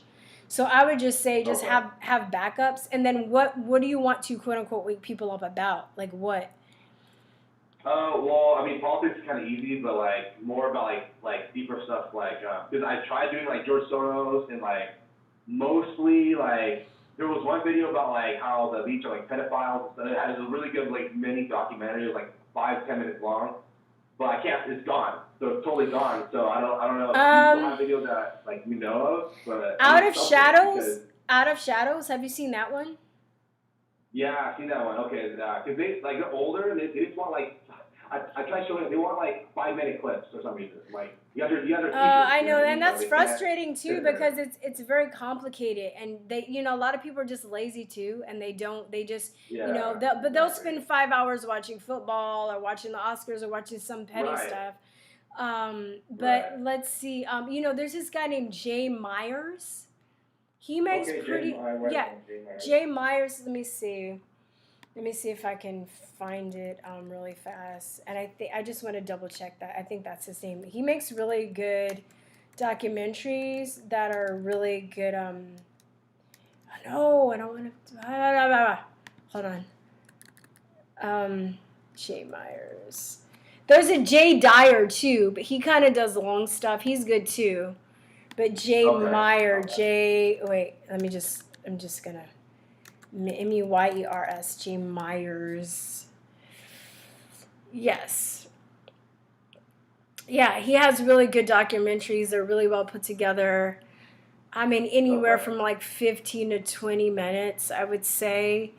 But he specializes more on the on a lot of the elite stuff, like like the adrenochrome, the whatchamacallit, I don't know. I'm looking at his channel right now. Star Whackers, serial killer. You know, just a lot of like the dark satanic stuff. Yeah, he does a really good job. But it comes with a caveat. It's just that there's some people that you're gonna show this stuff to, and they're just not gonna wake up. You know what I mean? So you can give it to them and plant some seeds. Plant some seeds. And just kind of like, I mean, I know we're at a time crunch. We need as many people to kind of understand what's going on as possible. But it's also like, I wouldn't waste my time, you know, like you got to think of your energy on like as spending money. So you have a bunch of money, you spend your energy on the people that are willing to open it and go further. And I think a lot of the people that are resistant to waking up too, they'll wake up when they see more people that are waking up, so they're kind of like moderates, and they'll once they feel it's safe to not be that outcast, because I really feel a lot of it is like not feeling like an outcast or not feeling like a weird person. It has a lot to do with self-esteem too. Or maybe a lot of the stuff they know deep down is true, but they don't want to be like that conspiracy theorist. Right. You know what I mean? So, Jay Meyer's documentaries. And they're good. They're entertaining. I like his channel a lot. So, check that dude out. Yeah. All right, Kevin. Nice to meet you. All right, peace out. All right, you too. Bye-bye. Thanks. 2 more callers. 512-481-7464. I don't know my own number. I got to, look it up. 512-481-7464. 581-212. No, fuck. Sorry. 581-481-512. See, this is why it's getting late. 512-481-7464. 512. Hey, what's up? All right. What's I've got to let it out. Okay, who is it? What's your name, first of all? Oh, you know who this is. This is Ty. Oh, Ty! Come on, what's up? What's up? I've got to let this out, man. I've got to let everybody know that if you're a sheeple, I'm done. Hold on. I'm done. I'm done.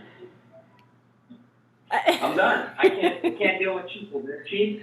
They won't wake up until it's too late. When they're in the vices, they're getting killed. That's when they're like, oh my God, they're killing us. Yeah. You're like, duh. It's too late. It's too late. And I can't, it's the time. I can't. Like you said, spending your money, there's no way. Yeah. You're wasting it. It's too late. Come on. Did you go up? Go on. Sorry. My thing is, now I got the baby. So basically, what's going on is this racism. Now, everybody in history that has brought the people together, they have been shot and killed. They haven't been hung. They haven't been strangled. They've been shot and killed. I don't care. It's Gandhi, JFK 6 times. They said, oh, it's only 2 bullets. 3 bullets. No, it's 6. They shot him 6 different. Martin Luther King, everybody who brought the people together and didn't let us get divided, they shot them. Now they're trying to make a point.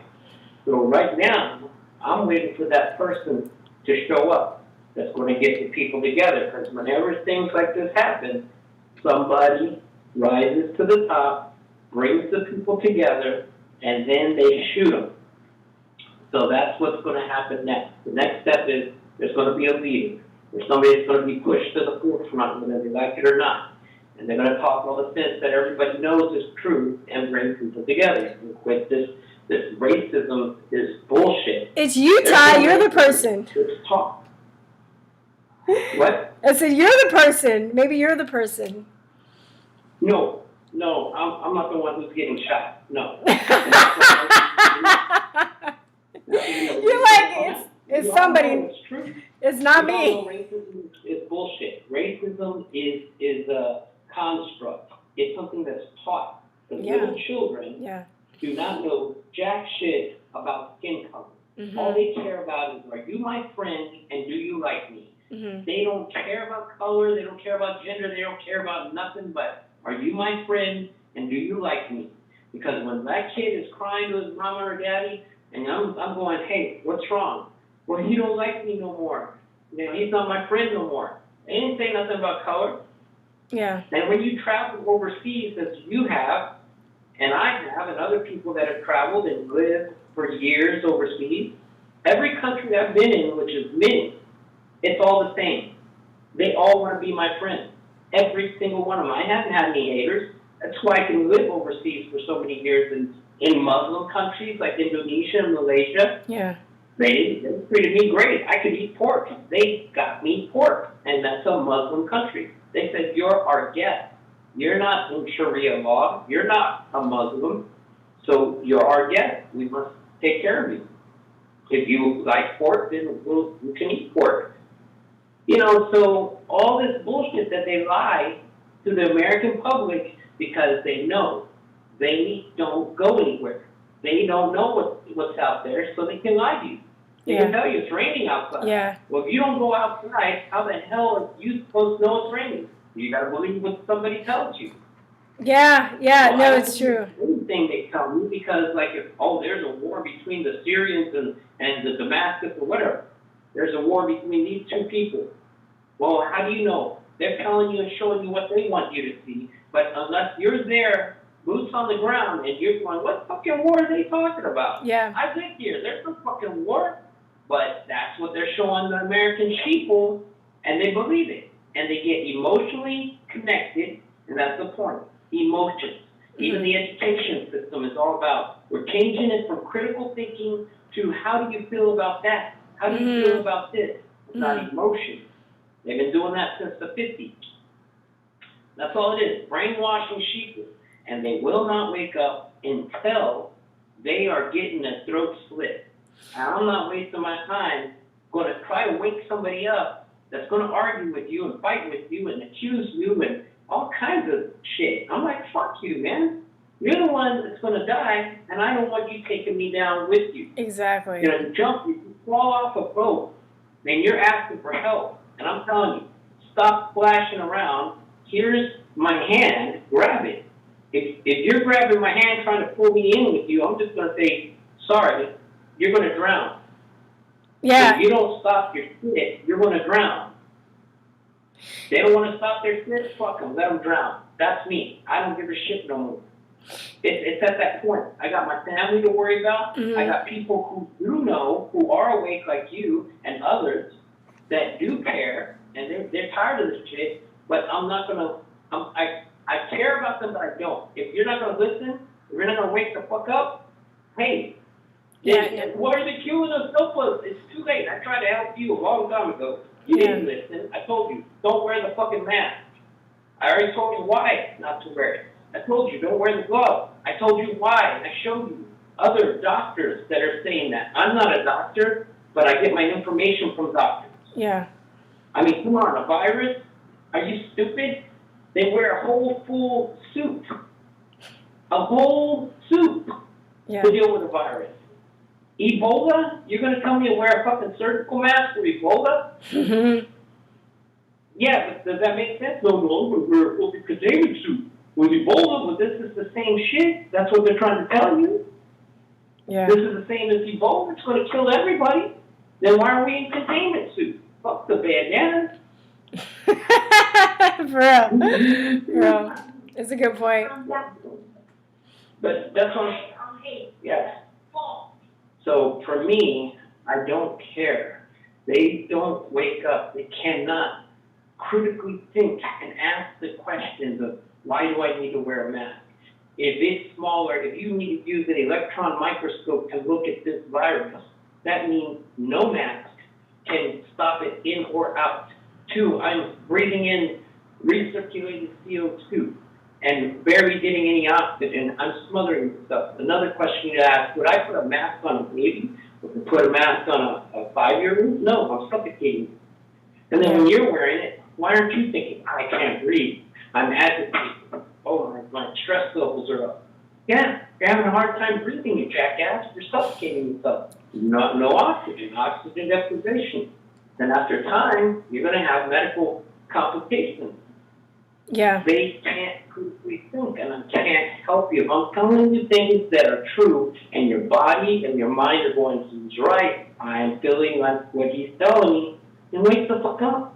Don't wait until they're slitting your throat open and going, oh my God, he was right. Well, it's too late, you're dead. I ain't got time. Like you said, the money, the currency, you got to know where and when to spend that money. And for me, I'm done. I'm done spending it on these dumbasses. And I'm about where Cooper was. You know, the book Pale Horse. Oh, I haven't read all of it, but I have that book. well, great book. I'm where he's at. He's like, he don't give a fuck. He says, I'm here, I'm gonna put the info out, you can take it or not. But you're a dumbass if you don't. You're gonna end up dead anyway. So I ain't got time for it. I ain't got time for the people who are gonna live. That's it. That's the Yuri Bezmenov. Have you seen that interview? The Yuri Yes. Bezmenov, where he's basically he straight up. yeah, He told you straight up. Here's the other thing. Here's the other thing. I'm not part of that, but I've been around the people and raised around the people who are part of all this bullshit. And they tell you straight up, they say, this is how things work. And you were taught this. Everybody was taught this. Okay, goal setting is part of how they do their magic. It's the same thing. It's goal setting. That's one of their aspects. So what they're saying is, okay, how do you get to what you want? How do you create reality? How do you create what you want out of thin air? You take it from the unknown or from the void, and you bring it into the reality, to what is known. You have to talk about it. They say, be careful what you wish for, right? Be careful what you say, don't say, or else they'll show up. Okay, that's what you're doing. You talk about it, you say, I want a Corvette.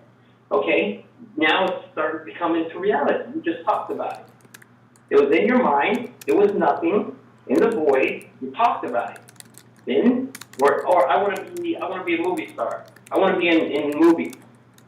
Then you write a plan. You tell people, this is what I want to do. You have to tell people. If you don't tell nobody what you're going to do, it's not going to happen. You tell people what you're going to do, then you write it down. The more details you put in what you write, the more it becomes real, the more of reality. Then you take steps into making that happen. That's goal setting, right? Well, that's part of that's what they do. They have to tell you what they're going to do to you for the consent. And the consent is, if, say, like a girl in high school, if you go to advance on a girl and she doesn't push back on you, she doesn't resist, and you kiss her and she says nothing, did she say yes? Did she say no? No, she didn't say nothing. So in that, without saying anything, she consented to you kissing her. But later on, she said, no, he forced himself on me. Nope, sorry, you didn't say no, you didn't push back, you didn't do it, you were in full consent. So that's the American people. They are in full consent because they're not pushing back, they're not saying no, they're not doing anything. So they are saying, you're letting us do this to you. You're letting us do all of these things to you because you did not push back. Pedophilia, you're allowing us to be to kill babies and have sex with them or whatever, for babies, whatever. You're allowing us to do that. Sex trafficking, all this human trafficking. You didn't push back on it. You didn't say no. And people don't wake up to it. Well, I don't like it. It's bad. Well, then say something. Yeah. Don't give consent by not saying anything. But they don't get that our country was based on that, on consent. That's what the whole country in 1776 was based on. Because even Franklin said it. They said, oh, now we're a free country. And he said, now, let's see if you can keep it. Let's see if you can keep it. Yeah, what's he saying? He's saying, oh, let's see if people will consent or not consent. They'll push back. We push back. We got a war. You see what I mean? Yeah, no, it's right. You're right. You're totally right. Yeah, that's a really good way. It's the Gateway Project too. You know the Gateway Project, right? The which project? It's called the Gateway Project, where there's actually a declassified a declassified document called the Gateway Project, and it's basically what you said, and it's like the law of attraction, basically talking about writing a goal, setting it, how your mind and words have power and stuff, and how to harness that. Yeah, it's fascinating. But Ty, let me can we catch up? I'm gonna take one more caller. Let's catch up. I'll call you on Sunday. Sunday, you gonna be around Sunday? Don't believe the racism bullshit. It's all bullshit. All right, cool. It is. We're all the same people. We're all humans. That's why Indians put their hands up and wave all 5 fingers. Yeah. We are humans. For sure. All right. All right. Take care. Thank you. Bye, Ty. Much love. Okay. Last caller. 512-481-7464. 512.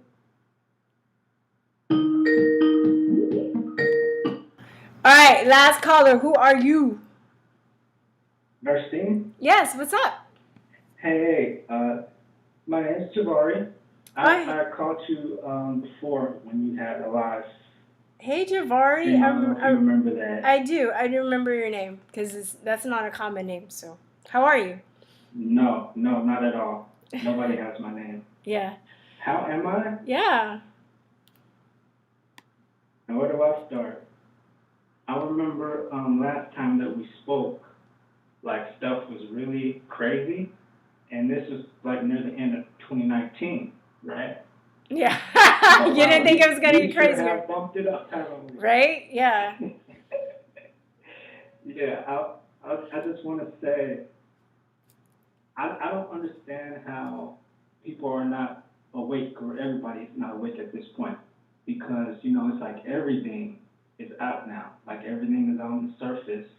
Everything can be found. All information can be found. You know, all this stuff. So I'm having a hard time understanding how people are still like having the wool over their eyes, or they're just refusing to see what's going on like right in front of them. I mean, I can't speak for everybody, but I just think, you know, I saw this comment in this section.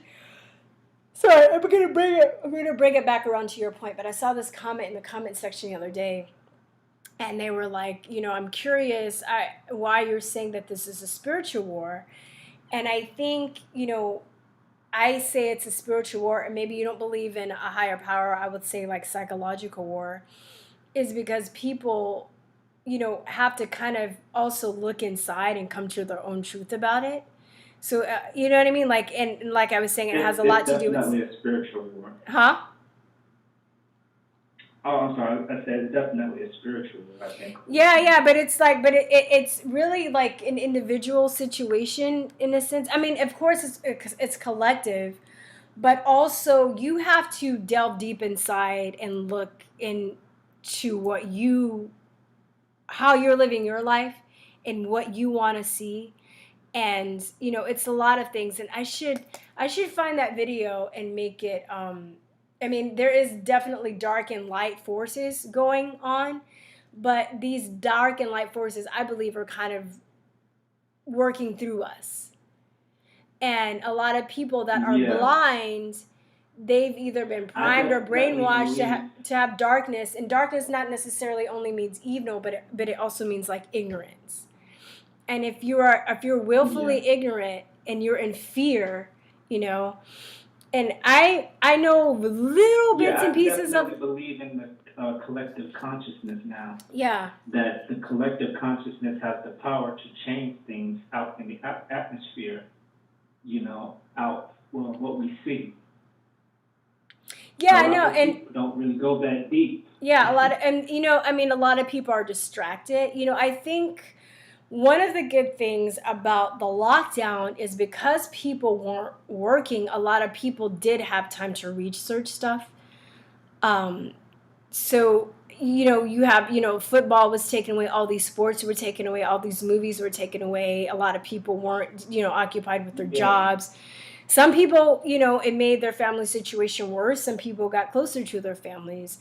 But a lot of people, you know, on the subject that we're talking about, they did actually have time to actually look into a lot of stuff. You know, I've had people that have been... that's what I believe in a way. I believe in a way it kind of backfired. Yeah. You know, because people were at home looking at all the information, looking at new stuff, looking at videos. Yeah. And I think that's probably why we're at where we are right now with these, you know, riots or whatever. Well, I think a lot of the stuff that they've tried, you know, hasn't working. They tried to stop the wall being built. They tried to have the caravans, you know. Some people still got through, but not like think of had that caravan gotten up here and all these people were stayed, like it would even be worse, you know. Think about if Hillary got into power. Like I told you, I'm sorry, finish what you were saying. Oh, no, that was it. Go on. I was just saying, like I told you last time, like I am like woke as fuck, so like I see like so much of what goes on, You know, I see through a lot of stuff, and I really see that a lot of this, like, I think all of it was planned. For sure. Yeah. I think the master plan was to get, you know who up in that White House, and we would have been in way much more trouble than we're in right now. Yeah. I really believe that. You know what though too? Think about like, I mean, what would you say? Did you have a certain event that kind of got you questioning the world and how it is? Did you have a situation? You know what I mean? Because most people aren't born like, I don't know. Keep using the word woke or awake or kind of like knowing, you know, that we're not being told, what we're being told is not the truth in a lot of ways. So were you one of these people that were born, or did you have a situation or experience that made you kind of open your eyes? Yeah, I think the experience for me was definitely 9/11. Okay. Because, you know, when that happened that morning or whatever, you know, it was very shocking for everyone, of course. And the wake-up point for me is when I was watching it with my brother. Mm-hmm. And my older brother, like, he was in the Army. So he's very observant, and he's, you know, like a military type of person. And when the buildings came down, he called it right away. He was like, that's a controlled demolition. That's a controlled demolition. Basically, you know, saying that it was taken down not by accident. They wanted it to come down. Yeah. And that's when my mind really started opening and say, okay, there's more to what's going on out here. There's something behind the scenes that's really, you know, taking place that we're not seeing. And so I'd say from there, that's when I started gathering information. Yeah. And I started gathering information about, you know, I forget what's loose change. I don't know if you've seen. Yeah. You know? We actually interviewed Jason Burmez on one of our if you go on SoundCloud and look at our podcast, we actually interviewed Jason Burmez, so you might be interested in that one. Wow. Yeah. Okay. Yeah, loose change 1 and 2. Those really opened my mind up after that. Yeah. And those are what sent me down the rabbit hole. There was another one too that talked about the 9/11 quote unquote conspiracies, and I think it's called In Plain Sight. I don't know if you've seen that one. That sounds kind of familiar, but I know Loose Change for sure. Yeah. Yeah, In Plain Sight. That one's a good one too that you should probably check out. And I think a lot of what's going on right now is interlinked with 9/11 also. Yeah. I mean, you want to talk about a deep rabbit hole we're in right now. We probably haven't even scratched the surface. Yeah, I know. There's so much going on. 2020 has already been a crazy year. I've never seen a year like this. I saw this meme that was like, all right, the next thing is they're going to release the aliens, and then July is like the dragons, and then like, you know, the killer robots is in October. You know what I mean? Like, my friend and I were like, dang, 2020, can we get a break 2020? It gets so, you know. Yeah, I was saying it today. I was like, I don't want to go to level 7 of 2020. I don't want to go to level 7. Well, yeah, it's kind of now, I don't know, it's scary and exciting at the same time, because I really do feel like, just compared to years ago, you know, I definitely see more people are waking up, and I'm like, hurry up, y'all, like, more of us need to wake up. But not everybody's going to wake up, and we don't need everybody to wake up. We just need a significant part of the population and the right people to wake up. You know what I mean? And then we're basically, you know, there are people on the dark side and the light side, and then most of the people are in the middle, and those are the people that we're fighting for, you know? You know, because there are people that are also going to go deep in and just like go deeper into their coma, because they're just so fearful and so afraid and so brainwashed and so traumatized. I'm telling you, last week I was a mess. Like, everything that was going on, like I thought we were pretty much, you know, done for or whatever. But I was like really anxious and, you know, depressed. But this week. Go on. This week, What? I was just saying this week, you know, in particular, I have more hope. I have a beacon of hope that, you know, this can come to something good because of the amount of people that I am seeing wake up that I never thought would wake up. Yeah. I've heard that too. My friends' parents, no, my friends' parents who are in their, like, 75. And she's like, they're woke now. Yeah. And she's been trying to wake them up for, like, years. And, you know, something's, but that's what I'm talking about, planting seeds. Something will click. Like, now looking back, I had seeds planted in me that are finally have blossomed later. Yeah. And people at the time, I was like, what? This dude's crazy. What is he talking about? Like, what the fuck is that? Like, that was weird. Like, I dated this guy, and I remember one time we were on a date, and then he was trying to tell me some stuff, and I was like, what? And he got mad, and we're walking down the street, and he's like, and they're killing the environment, and the dirt is dead. And then I remember there was a tree, and there was like some dirt around it, and it was dead dirt. But he was like, see this dirt is dead. This is dead dirt. And he starts stepping in it. And I was like, I can't date him anymore. Like, it's just like, I'm fucking done. This dude's a fucking crazy freak. I don't think the word conspiracy theorist was around at the time, but I was like, this dude is fucking on some shit. Like, not in a good way. Like, I need to get as far away. He was a little off there.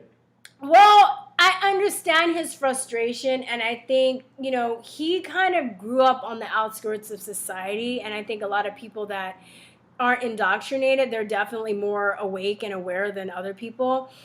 And I think, you know, looking back, I feel bad for the people too that have been awake for that long, because it must be very, like, super isolating and super frustrating. So now I understand where he was coming from, and if I ever see him again, I'll be like, oh, okay, I'm sorry, and now I get it. You know, I get it now.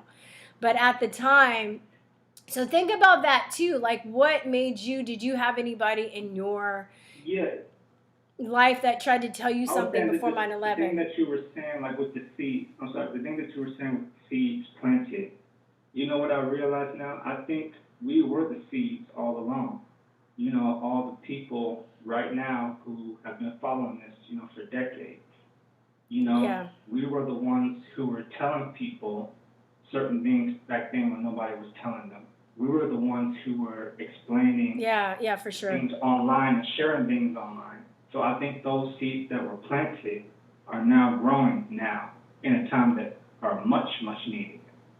For sure. And I've had people I'm like, I've been doing this for 10 years, and I have, but I have friends that have been doing it for longer, even before the internet. Even, like, you know, I had a friend that was like, yeah, I used to go see David Icke when only 10 people would show up. I was like, damn, like, you know. So I know people that have been, and they're, you know, they're saying now, a lot of my older friends are saying now that, like, they're having people that to actually come to them and ask them questions, and some people, day by day things gets frustrating because you don't know what's going to happen next, and you don't know. I mean, it's crazy, but I think this is a really positive time in history too for human beings to have on the planet to have a wonderful revolution, and I don't think you know. And I definitely have faith. I definitely have faith in God. And I think, I want to say this too, you know, when you kind of do deep diving in your research and stuff, anybody, not just you, but anybody who's watching this, I would really suggest, like, watching something that raises your vibration. Not that, like, it's going to make you forget and make you unnecessarily feel good to the point where you're going to, like be apathetic, but listen to music that's uplifting, listen to comedy to make you laugh, you know, hang out with people that raise your spirits, do exercise to get it out of your body, especially when you start, if you want to research some of the darker stuff like the pedophilia and the Satanism stuff, because that shit is disturbing as fuck. And I also would suggest, I mean, do what you want, not to do it before you go to sleep.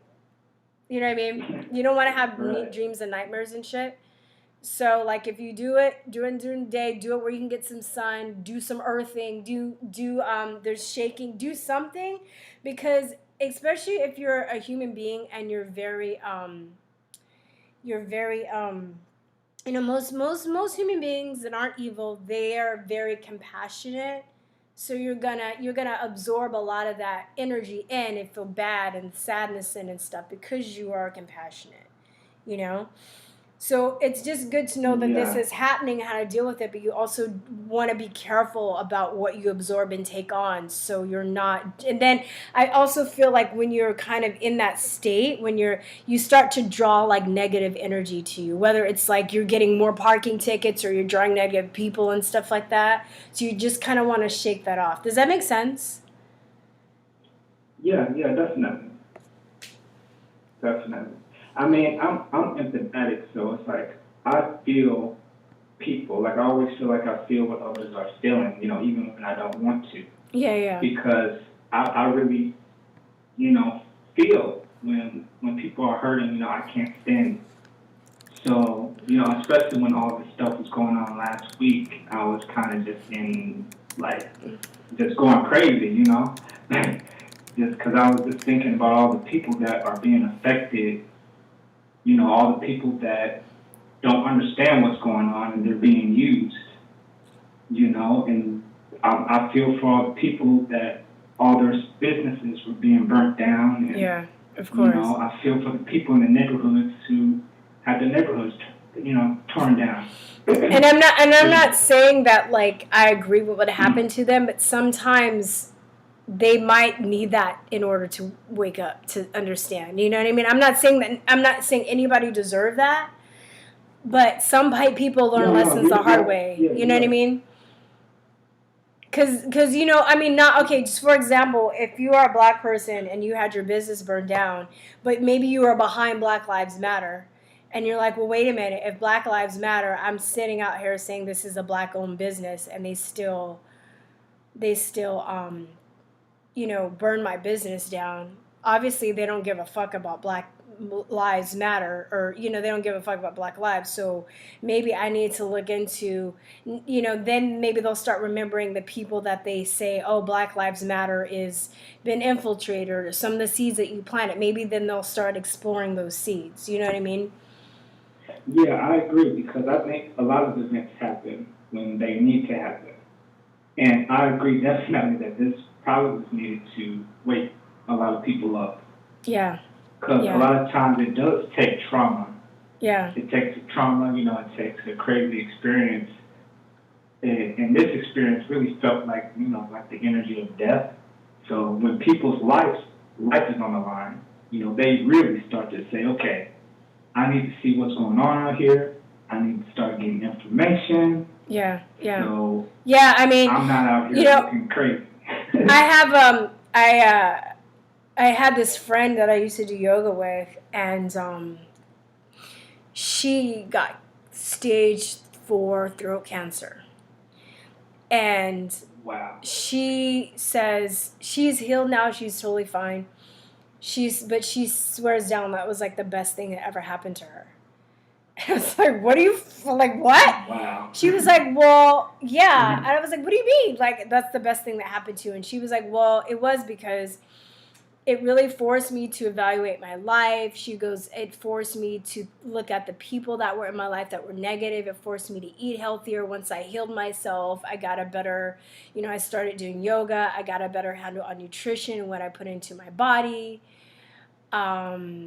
You know, wow. And I mean, and not even knowing her when she was sick, you know, she's like, you know, she's a super healthy person, glowing personality. I mean, I lost touch with her, I but met someone last year who went through that. She had surgery on her neck for cancer. Mm-hmm. So, yeah, it's a terrible thing. But it's like sometimes people do grow from that and they learn things from that. Because this woman, I gave her like tips. Like I gave her a list of foods that she can eat and like a list of foods that she can replace. Yeah, You know, yeah. I'm kind of like a health nut too. So Yeah. I mean, I just told her to throw out the white rice, throw out, the white stuff, get brown sugar. yeah, brown that rice, shit's racist. you You know. don't want to eat any of that white shit. I'm just kidding. I'm kidding. I told her that too. I said, not because I'm racist, okay? Yeah, it's because they bleach Yeah, it and they because take a lot of the minerals and stuff out of it, and it's very that's why with the white rice. And I love white rice. I love white rice. I love it. It's been the hardest thing for me to quit right now. But yeah, and yeah, I think even my friends who I started the channel with, we've had conversations, and of course she wants her son because her son's severely autistic.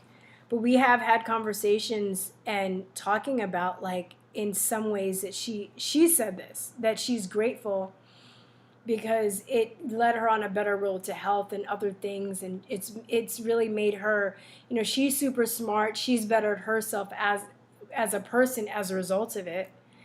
And she doesn't know, where she'd be without that situation happening to her.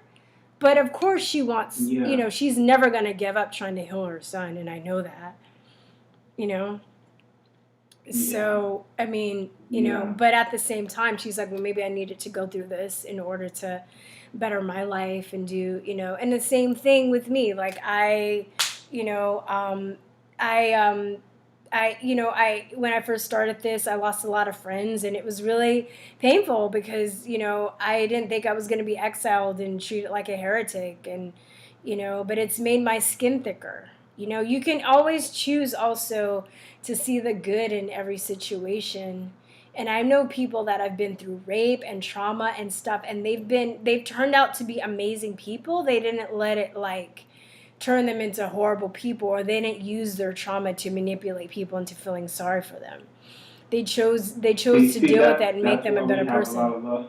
That's why we have a lot of love for you, Virstyne, because you're like a beacon of light, you shine from within and out. Not 2 days ago.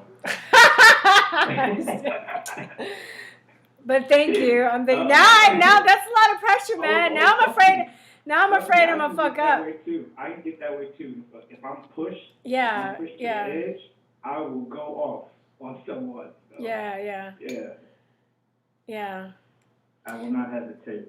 Yeah. No, but I need to let you go. I let you talk way too long. I mean, not that I'm just trying to keep time, but you're the last caller. But I didn't want to take up too much of your time, so it's okay. I took up a lot, but that's okay. All right, thank you for calling. And Javari, Night. Okay, you too. Much love. All right, guys. Just one last thing to wrap up. Ooh, that's so bright. So bright. One last thing to wrap up. Just please join my email list, join my backup channel, subscribe to my Chute. Stop by the store and buy some of the awesome things that I have on the site if you want. Everything, subscriber, and everything's in the description. Anyway, all lives do matter. Queen Butterfly. Sorry, I was trying to do the chat. I don't think I can focus on the chat and the and the callers at the same time. But I was trying. I don't know when I'll be able to do the next live, but check out my interview with Benny Wills of Joy Camp. I think you guys will like that one. That was a really good interview. He does a lot of poetry. He has one up in this website called Because I'm White. It's a brilliant little piece.